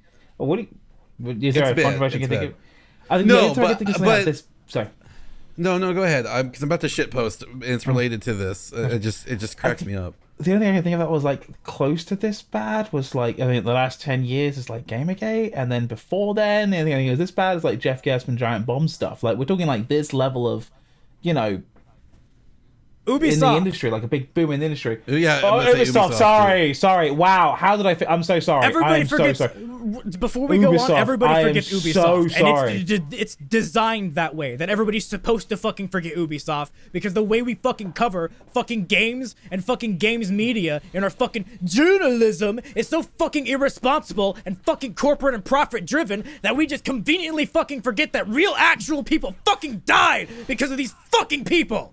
And we just let them fucking keep going on and making these subpar fucking products and convincing everybody to fucking go and consume this shit as if people haven't fucking died because of this. Fuck you, Ubisoft. Fuck all of these fucking people. To be fair, I haven't bought an Ubisoft. God, what was the last Ubisoft game I unironically bought? It's been a while. This is the angry podcast. I'm sorry. This is that. No, it's fine. Look, it's fine. We've had the therapy podcast where I cried. We've got the angry podcast where you've yelled, and we've had the weird podcast where Devon made jokes about Mickey Mouse for half an hour. It's fine. It's fine. We can have an angry. But yeah, sorry, Ubisoft. I think. God damn. My point is though, is that like them not saying anything about it while conveniently having an Activision CEO fucking board of the company that runs the Game Awards is so fucking paper thin. Like, dude, this is almost as paper thin as the Doritos Pope stuff. Like, what the fuck happened last time this happened? Adam, like, oh my god.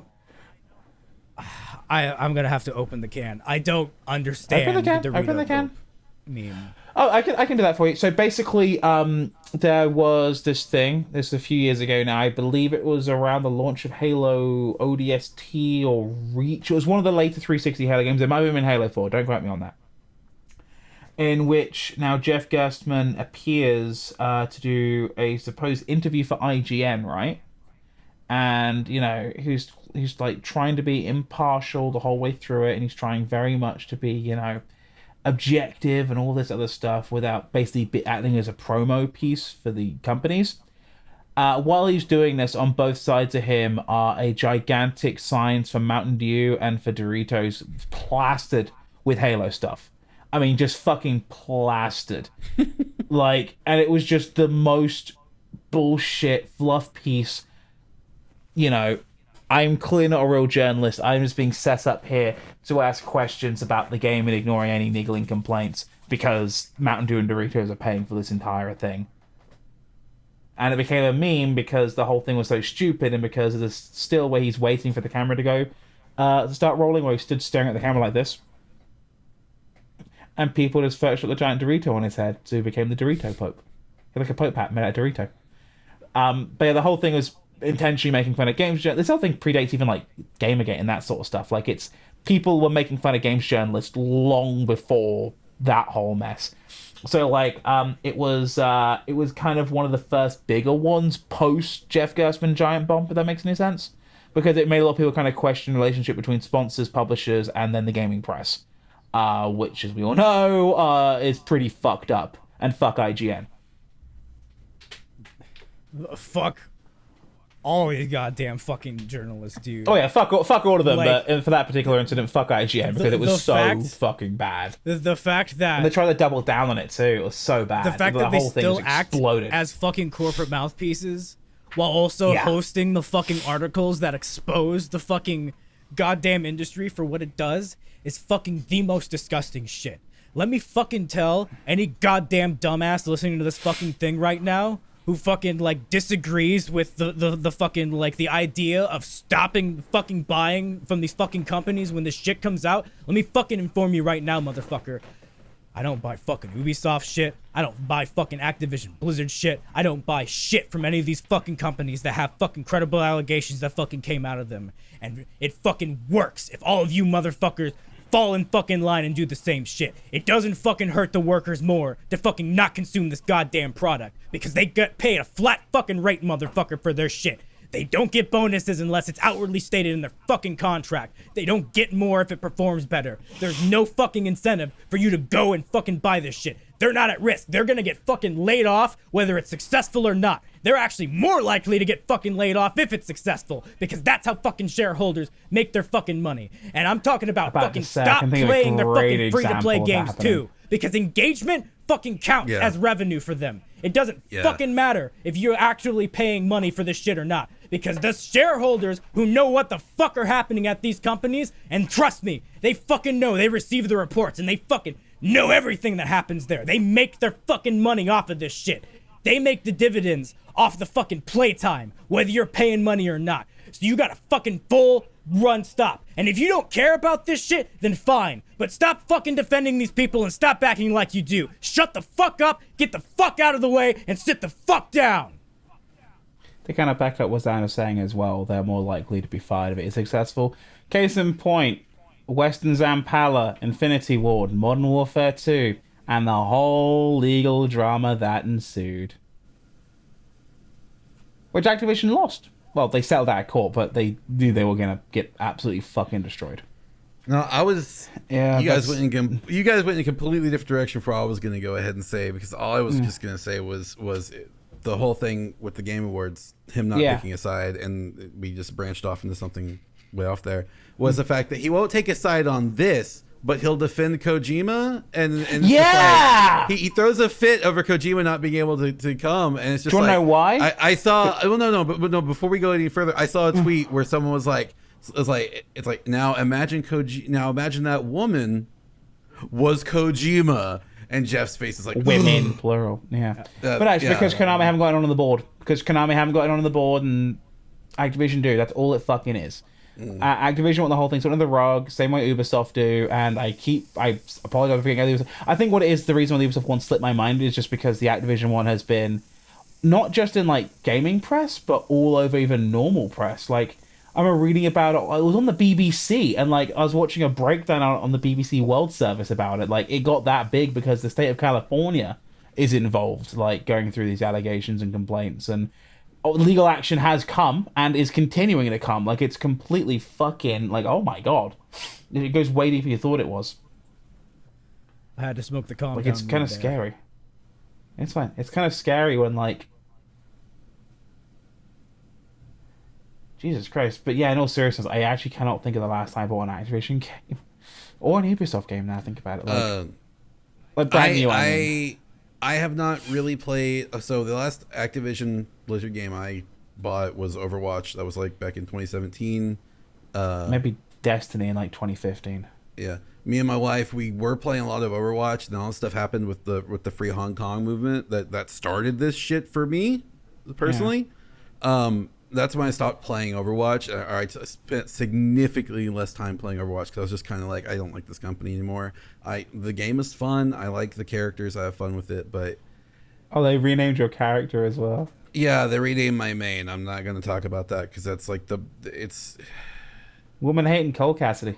Look, changing a fucking character's name is not going to make any difference to what the fuck you guys have done, okay? It doesn't change anything. It's a fake... fucking show of face, okay? It's like, oh, well, we know that we were harassed women and our workplace is toxic and terrible and we treat people like shit, but at least we changed the character's name from the bad guy's name. It's just like, that's not the fucking point. It's not the fucking point. Anyway, I don't play Overwatch anymore at all.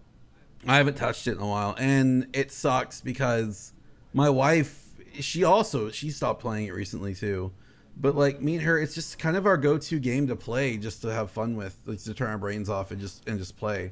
So like, it sucks that I can't play this game anymore, and I know that a lot of people are like, well, it's Overwatch, it sucks anyway, blah blah blah. I don't care.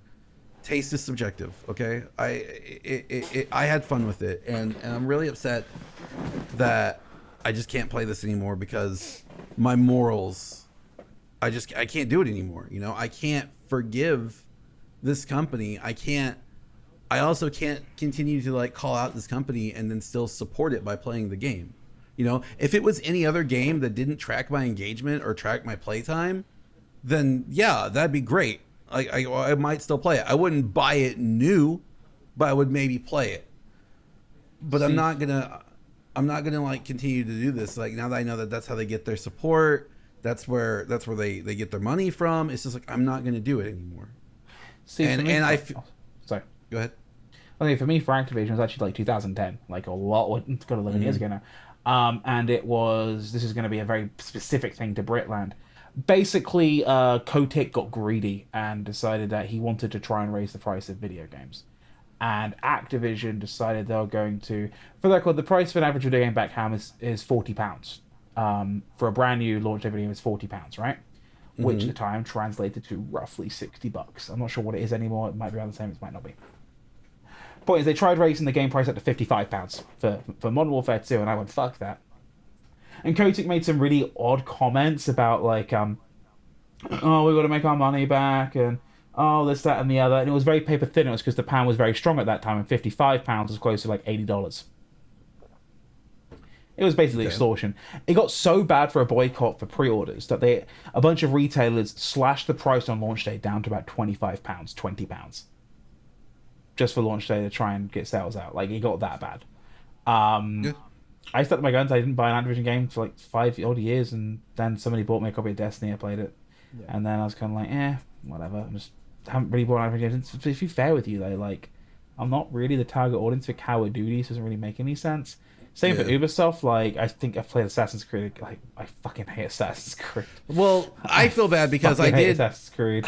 I recently did get a Ubisoft game, and I had no clue about the controversy that was going around with Ubisoft. So, I bought the republished Scott Pilgrim vs. the World game when they brought it to modern consoles. Yeah. I bought it twice because I got it on the Switch. And then my brother and I were playing it together on the Switch. And I was like, oh, wow, the Switch version online's not super great. Let's try it on PlayStation. So I bought it on PlayStation.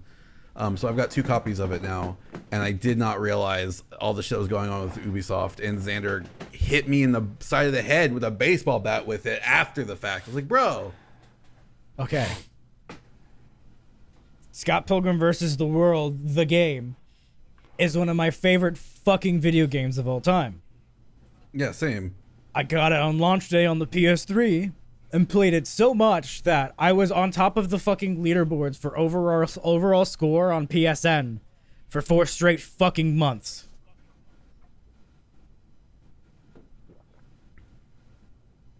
I knew about the Ubisoft shit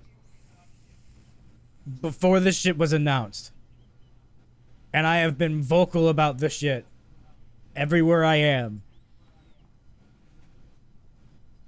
And I did not buy it when it came out. I have not bought it. I will not buy it. I will not accept somebody sending me it as a gift. I will not take it, quote unquote, used. I won't buy a CD key of it. I will not engage with the game outside of alternative means with the original ISO file on a perfectly legal PS3. That's not connected to the internet at all.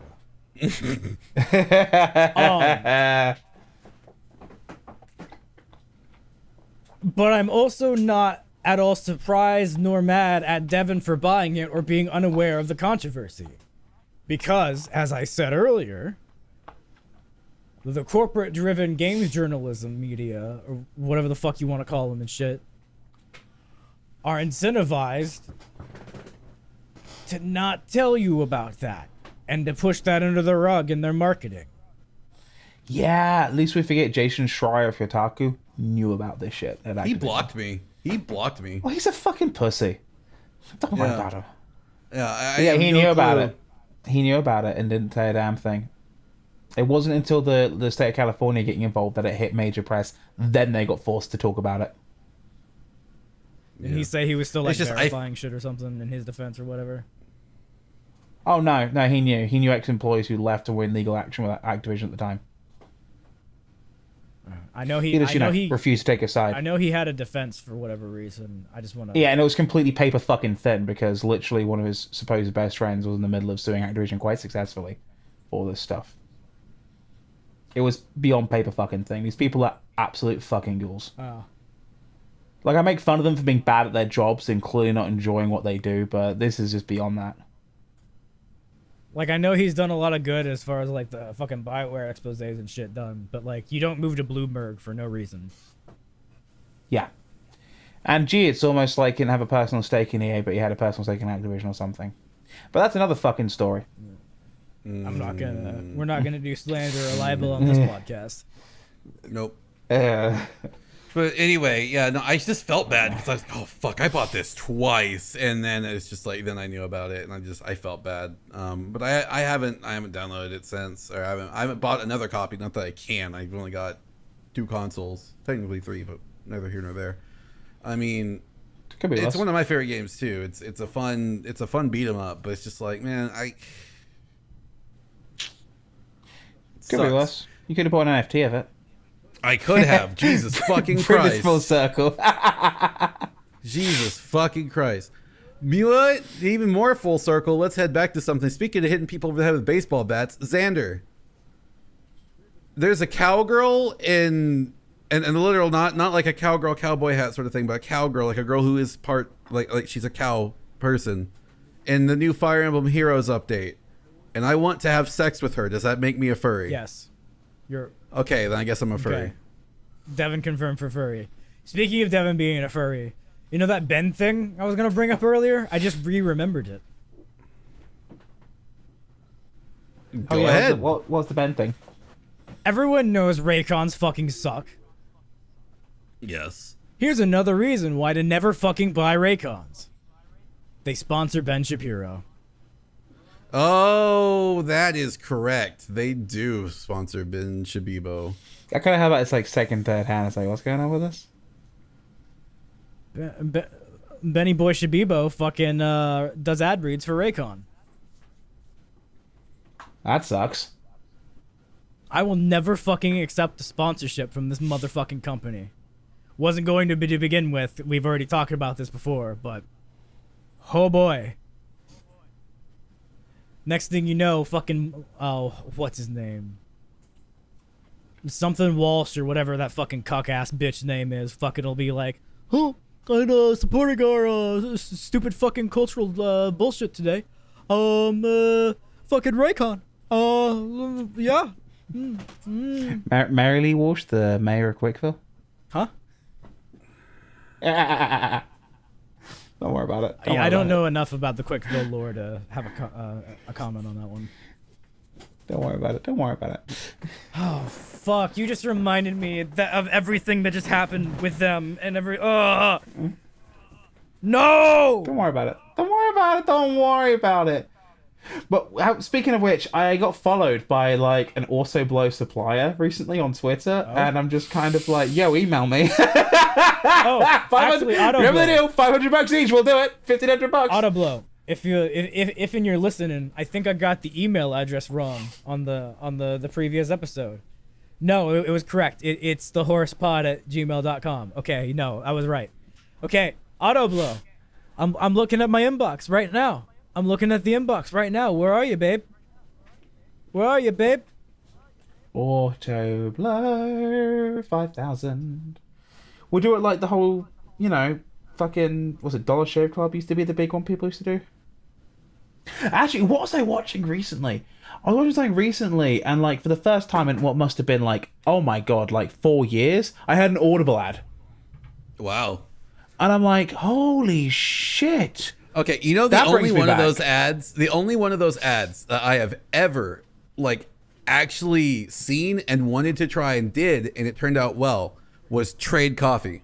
So, some call me Johnny, one of my favorite YouTubers. He got a sponsorship by Trade Coffee, and if you know me, you know my wife, big coffee fiends, Infamously. yeah. So like, we wanted to try it because it sends you different coffees catered to your taste, and you can change how you want to make them and everything. So, you know, about this time last year, I was entered into a raffle through my job, and I won a free coffee maker. It was like a single serve coffee maker that you put your little, what are they called? Little K-cups into, and then you toss them out. Like an espresso machine type thing. They're fucking terrible for the environment, right? So I'm like, well, I mean, I got this, but I don't want to like make shit worse, you know? Well, Trade Coffee makes a grind you can get for your own little K-cups, and if you have your own little K-cup, you can put it in there, reusable one, put it in there, it makes coffee through that. So I went out, I said, you know what? Let's try it. So I went out, I got this little reusable coffee cup or reusable K-cup with this, you know, with this free coffee maker I got, and I got also the Trade Coffee subscription, and they like it's really great because I get to try new coffees and different stuff, and it's cool. Like I really like it. I mean, I'm sorry, it's free advertising for Trade, but it's a genuine user. I really enjoy it. If you're into coffee, definitely get it because you get different coffee sent to you every month, and I think it's just really neat. If they supported us, I would lose my shit. I think the only one of those I've ever done and kept is like honey, because like I do a lot of online shopping. Yeah, you do a lot of online shopping. It's just convenient because also I'm at the point now where I am actively trying to, as much as I can, de-Amazon my life. Good. Dude, it's hard, but doable. It's not actually as hard as I thought it was going to be. No, like, okay, then it must be different because it's easier for me. When you live in a major metropolitan city and you're used to being able to just be like, oh man, I need to get this thing, Amazon Prime, and they send it to you within the next couple of hours. Oh, awesome! I got the thing I needed. See, I don't live in that kind of area, and also I never had Prime. Yeah, so it was just convenient to go to one place to get anything. I had Prime, and I had living in San Antonio, a major metropolitan city. It's just so convenient to a degree that I never even realized how fucking convenient it is. Like I could get shit I needed within a couple of hours. I'm like, yo, this is super convenient, super useful. And then I learned about all this shit with Amazon. And then, you know, my friend working for Amazon, two of my friends working for Amazon, and I learned about all this shit and all the shit they got to put up with. And I do all this research. I'm like, Jesus fucking Christ, this is terrible. You know, I cannot believe I supported this. And I just like, that day, I canceled my Amazon account. I canceled my Prime account. I canceled all this shit. I stopped using Amazon. And like, I have not used Amazon for something in probably years at this point. I may have ordered something online and then didn't realize it was shipping through Amazon. I was like, yeah, I've had that recently. Yeah, and it sucks, but it's just like you can de-Amazon your life. You don't need Amazon. In fact, if you want, you can use Amazon to find these people that sell through Amazon and buy through them directly instead. What I think is funny as well is like the amount of retailers out offering Prime level shipping as like a standard thing now because they got to compete with Prime. Like, yeah. I've done a lot of Christmas shopping recently, and I bought a bunch of stuff on Target's website, right? And I did the order on Thursday after dinner, and I was like sat around for a couple of hours with the laptop, browsing the sales, as you do. Bought a couple of things, ran a honey coupon, got a really good deal on some stuff. Honey, the space for sale, come at me. I'm like, it showed up the Monday morning, and I'm like, what happened? It shipped Friday at about 6 a.m., passed through stuff Saturday, was there Monday morning. I'm like, that was pretty damn fast. That was basically, we take out the Sunday, because, you know, it's no post on Sundays, 2-day shipping. I was very happy with that. And I'm realizing, like, Amazon charges you, like, $40 a month for that. Well, yikes.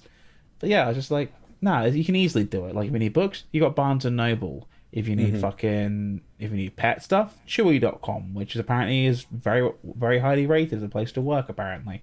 If you need fucking, I don't know, weird dropship shit from China, you can find it on eBay as well from the same sellers. Speaking of fucking dropshipping, less.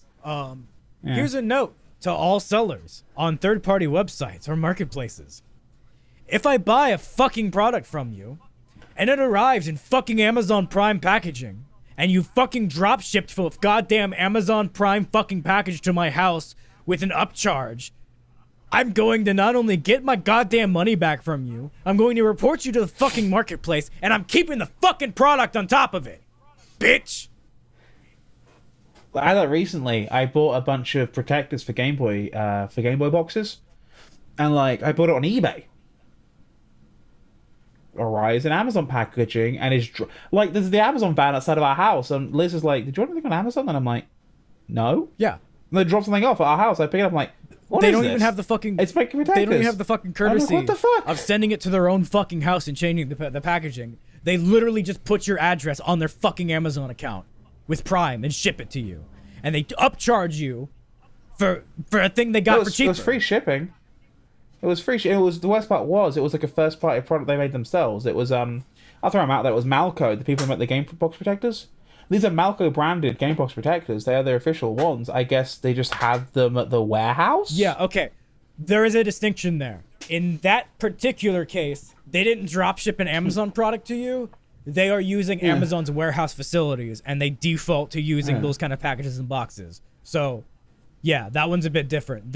So there are distinctions, and you should be able to tell the difference. One will literally be an Amazon Prime packaging thing with their fucking account information in it. Like, it'll have their, like, stupid fucking, like, slipping thing in there. Whereas, like, the warehouse one will be an Amazon Prime box, but it's not literally, like...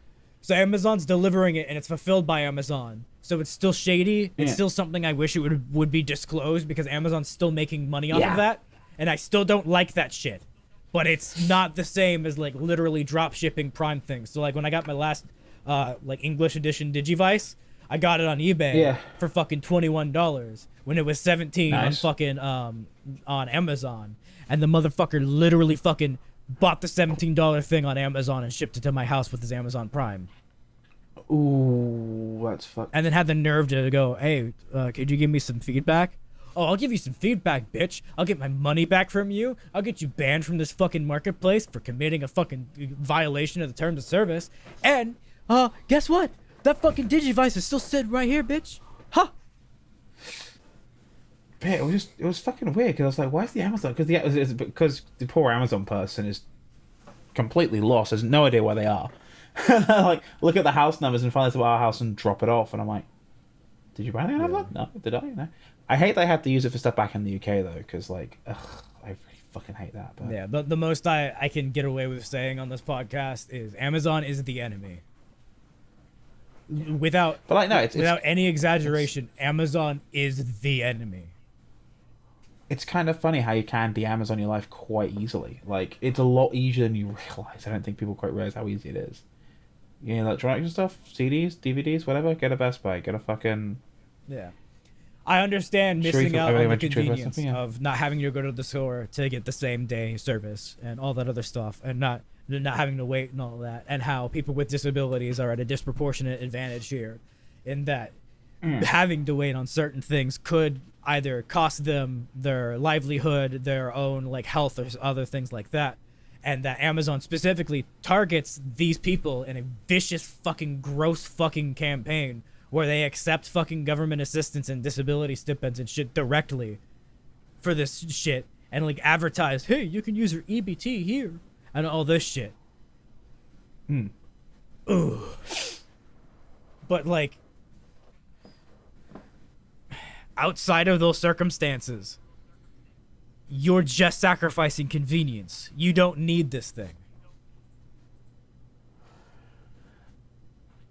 It's just, I don't know, it's just the whole thing is so fucking, like, it's so funny to me how, like, it's actually easy enough to get shit without going through that route. I think a lot of us just got too used to going to Amazon.com, typing what it needed, and then just going from there, you know? And like, well, it also used to be super so crazy, funny. because back in the day, you'd go, like, when me and Devon grew up in fucking Oklahoma, you go to your local fucking Walmart, you try to find the latest Zoids model kit that came out, and oh, what's this? Walmart stopped fucking selling Zoids after the goddamn New Century Zero fucking thing came out? yeah. And fucking, like, what the fuck, man? And fucking, like, you go to Amazon.com and bam, there's fucking Zoids. You could go ahead and buy it. Like, that was the shit back in the day. But now that they've taken over literally everything, that they have way too much fucking market share in everything, and they are functionally a fucking horizontal monopoly, fucking, like, where they have, like, a vast fucking control of the market share across a bunch of different fucking industries because they're not a vertical technical monopoly as defined by the fucking monopoly laws of the United States, but fucking horizontal and not competing against themselves or anything like that fucking shit. Like, they're allowed to just fucking do it. This shit has to fucking stop. This shit is so fucking bad, dude, and it's only gonna fucking get worse from here. Amazon is the enemy. I should just make a nice list of alternatives. Instead of going to Amazon, you can just go here, here, and here for this stuff. Yeah, do a little master It's list. It's not even like that hard, because I'll be honest, a lot of the stuff as well, like Walmart's got a pretty good website for stuff. It's not as functional, but it's there. Bro. I mentioned Target already. Target's great if you're looking for particularly on any good ones. I'm sorry. I already mentioned. I'm just gonna say, look, I know that like all of these alternatives are better under the guise of you're not going through Amazon, but they still. Yeah. Let me finish. Oh, I appreciate it's fucked up to say that Walmart is a better option than Amazon. I know. Continue, Devon. I understand that in certain situations it may seem that, oh well, I'm not giving money to Amazon, this is better. Just there's one thing I think that we need to all remember and let people know is that look, guys, there's no ethical consumption under capitalism. Like, there are certain things you have to buy to survive, and I understand that not all people can go through their lives saying like, well, I can do this instead, and some people just don't know how to do those things instead. And at a certain point, you have to be like, I cannot guilt myself because this is my only option. We're not even the no ethical consumption under capitalism thing doesn't end with that line. No ethical consumption under capitalism is just, that's what capitalism is. That's what the entire system is. But when you're aware of capitalism and its pursuits pushing farther than the normal bounds of capitalism, and you are able to do something about it, because as we gave the caveat earlier with people who are disabled and people who are unable to do things in certain environments, if you're unable to do this thing and this is your only way of surviving, nobody's going to begrudge you that. That's your only way of surviving. And it's a fault of the system that you were forced into having to engage with this unethical system to begin with. And you shouldn't have to be suffering that. We're all in agreement on that one. No ethical consumption under capitalism isn't an excuse once you have the knowledge and the ability to then keep consuming the same things you were consuming before, just because all consumption under capitalism is bad. There are levels to it.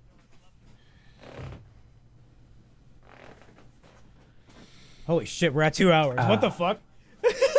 It's just being engaged in good conversation, which makes for good podcast particularly with the holidays. Particularly with the holidays coming up, like, it's definitely an important conversation to have. Just like, don't forget, you always have alternatives, and it's like, it's not like it's an issue. Like, going back to the Zoid thing, it's not like it's an issue of like availability anymore.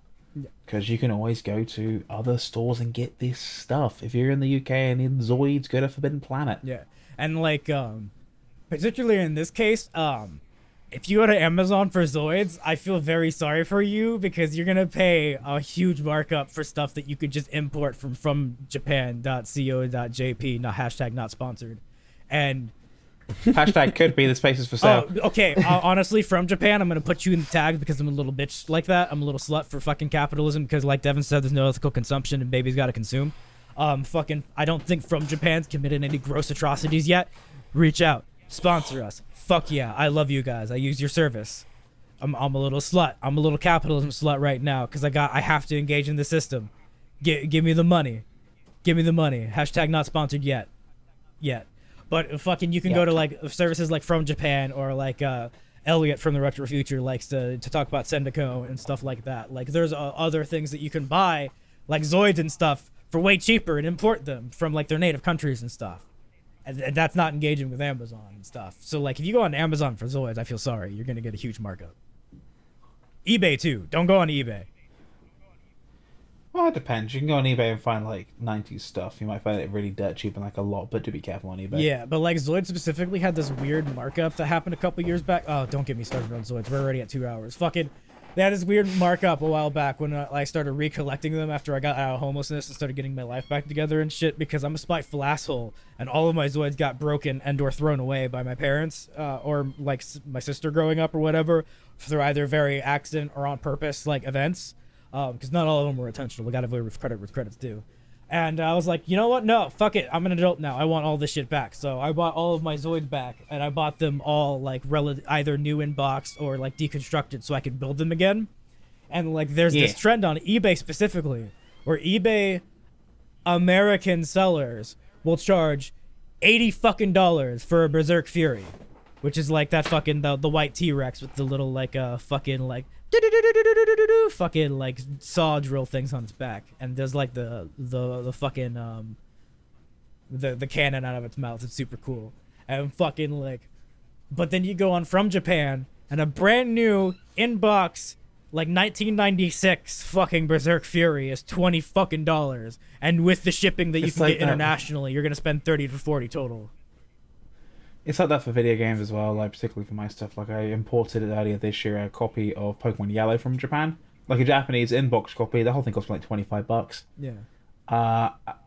You see them in box for like going over 100 for Japanese copies in the States. It's kind of gross. I guess there is an argument to be made for the going to eBay and buying the local sellers for like quicker shipping. But in my experience, From Japan, $20, you're gonna get that Zoid 2 days later. Depends what it is. I've had to do some longer term shipping. Like we bought a Laserdisc. We had to wait obviously there's 2 months to get out here, but yeah, but like no, it's Kavats because it depends what you're buying. But yeah, no, I've done it a few times myself, and it's always been pretty good. There is a couple of in the video game space as well on eBay. Not to bash eBay entirely, there are a few they used to be before COVID, sadly. What I would refer to as Mandrake Bros. Mandrake is a secondhand shop in it's across Japan, but it's primarily based in Tokyo, which specializes in secondhand toys, video games, books, that kind of thing. That's where I got my Death Sword. But you get these guys.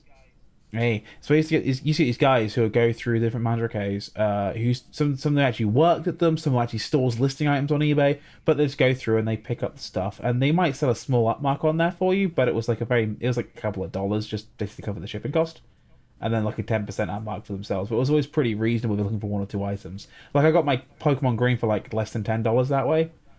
And it's legit Pokemon Green. I've inspected it. I got my Frame Gride, which last time I saw that at a con, people were like $80 for. I think I paid like $15 for that. Did you know? Like Liz used a Mandrake Bro to get Sega Gaga, for example, and didn't pay anywhere near as much as the going price was in the States. Did you know that you can actually buy from Mandarake directly now? You can now, yes. The shipping is outrageous though. So if you buy in bulk, it's fine. And it also could be different now because whenever I bought from them directly, it was 2017. But I bought before I discovered From Japan and stuff. My initial Zoids kick that I have. I don't know why I'm gesturing as if the audience can see anything, even if I was on camera, all of my shit's blocked. But I have a bunch of Zoids just all over the place here, and a majority of them, including my baby, the Death Sword, fucking came directly from them, and their shipping was very reasonable at the time. Kavad at the time. Yeah. And every single Gundam that I've ever bought was directly from them because I didn't discover From Japan until like 2 or 3 years ago. Yeah, I've used them a couple of times. I mean, I've been fine. I miss the Mandrake Bros. They sadly, when COVID hit, like Japan got really fucking pounded about shipping stuff in and out of the country. So like, unless you're a massive company, you couldn't get the good rates anymore. And like, they were having to charge like $20 for shipping a single item, and it was just unfeasible, and a lot of them just went and did something else, which sucks. But now From Japan says at least there's that option. Plus, I can use the Yahoo auction stuff that way. Yeah, I always seem to find the good deals on Yahoo auctions. I love the Yahoo which is always auctions kind of funny. so fucking much. Oh yeah, makes you want to like go look for some stuff. I'm sorry to keep talking about Zoids, but I have to. I got a fucking goddamn brand new in box Zoids Saga 2, aka Zoids Legacy, a fucking Desert Liger, fucking limited edition motherfucker, for 23 cents on Yahoo auctions. Nice. The one thing that I found, no, it wasn't Yahoo auction, it was Book Off. I found it on Book Off through the From Japan portal. I was speaking to you guys about this before, and I posted a picture of that before. Well, no, I'm a massive Dreamcast simp. And I do love the game Illbleed, and like there is next to no promotional material for that game or anything really, because it was just so late in the Dreamcast lifespan, but it was also so fucking weird. That there was literally like the magazine before they discontinued the system. We're talking here, like the issue before Ill Believe was the front cover game, and I found it and it was like, I want to say it was like $7. Like not even. I had it shipped out with a Laserdisc, and it's so nice to have, just to physically have that in my hands. Like, this is a piece of history. This thing is probably priceless in Dreamcast collecting history. Like, this thing is up there. It's up there with my GD, my blank developer GD-ROM, and also with my white disc. Like, we're talking like that level. Actually, it's probably up there with the I have the Dream Big badge from the New York City launch event. It's probably up there with that in terms of like really fucking obscure niche Dreamcast stuff. And I spent like $7 fucking on it. Have you gone into the bathroom and pondered it yet? That thing will never be anywhere near the bathroom because Lord knows I don't want water in it. I've looked at it once. I scanned the pages, so I had them digitally, and I've put it back in its baggie because, like, I don't think it can damage at all. Like, that is like a grail item, really. Okay, I'm sorry, I have to point this out. I love how we just went on a fucking like capitalism bad rant and then immediately started talking about here's all the things I like consuming. I bought this. I got a good deal on this. I like my toys. Well, I like retro It's like we're kind of games. hypocritical, ain't we? I didn't buy from Amazon, goddammit. Yeah, I'm fine. And that if makes it outside- better. I'm fine outside of college. Well, I can admit that capitalism is not good, but it's probably also well heavily regulated. Well, what are the options we have right now? Kind of one of those situations. So I don't mind being a little bit of a hypocrite in that sort I of don't regard. think it's hypocritical to engage with it when that's the only fucking system we live in. I don't think it's a secret that I fucking like I advocate for the abolition of capitalism as our fucking market structure and our like ongoing socioeconomic fucking policies like largely worldwide would improve by like the upheaval of that as the profit incentive fucking destroys like literally fucking everything. Blah blah blah. All that cool, stupid, deranged fucking I guess goddamn fucking red guy motherfucker bullshit that everybody likes to fucking pull out. Whatever. But like we still live in it. Just because I advocate against it doesn't mean I have the option to get out of it. Anybody who's like, well, you still engage with it. Curious. It's like, this is my only option. So the only thing I can do is to try to be as ethical in my consumption as possible and try to find the ones that either cause less harm or even in some rare instances a smaller business that produces more communal good. You know, like co-ops and shit. Like, a co-op isn't going to be completely fucking 100% ethical because it's still, like, functions under a profit motive and stuff. But they're the closest we can get as far as, like, the way capitalism currently goes. And if you go to a fucking co-op, you're way more fucking ethical than, like, just going to fucking, like, Walmart or some shit. Like, you know, there are ways where I can practice what I preach but also survive in the system I'm forced to fucking live in. Because none of us fucking asked to be here. It goes back to the do what you can thing we were talking about earlier. None of us are able to completely disengage from capitalism as a structure. Even nations that quote unquote exist outside of capitalism are fucking slaves to the global fucking capitalistic structure. Which is why fucking anytime socialism has tried to be a fucking economic fucking position in any country abroad, that country has fucking collapsed into fucking tyranny and fascism. Because, America kind of fucking went in there with our little fucking, our little war chest. And we're like, hey, we need to make a profit off of this area. I'm gonna get a blowjob now. And fucking, it just fucking ruined everything. So, yeah, you know, like, don't feel bad that you have to do this. And don't, like Devon said, don't guilt yourself into being like, I have to go buy food. I'm a piece of shit because I didn't go and hunt this fucking food myself. Or grow this fucking food myself, or, you know, whatever. You have to engage in the system. I'm not asking you to go into the woods and, like, sacrifice your entire fucking... That's insane. I'm asking you simply, when Ubisoft and Activision rape and kill people, to stop buying their video games. I just like plastic thing. Plastic thing make me happy. Yeah. Also, you're not a piece of shit if, like, you buy, like, an old Ubisoft game for, like, the PS1 or something. Like, if anybody gets mad at you for buying, like, a PS1 Ubisoft game on the secondhand market, they're overboard on that. Like I said, there are limits. We still exist in the structure. And it's unfair of anybody, including me, including the most fucking ethical fucking person out there, to expect anybody to go through life without any sort of recreational leisure. You would go insane. You deserve to treat yourself king slash queen slash emperor slash empress. You deserve to treat yourself. Actually, what? Get that ice cream. What Ubisoft Dreamcast games are there? What? I was like, what Ubisoft Dreamcast games are there? And there's a fair few. I think. Before we go down another rabbit hole, we are 2 hours in, guys. So personally, I think I'd like to wrap it up here. You know what else you should wrap up? Your willy.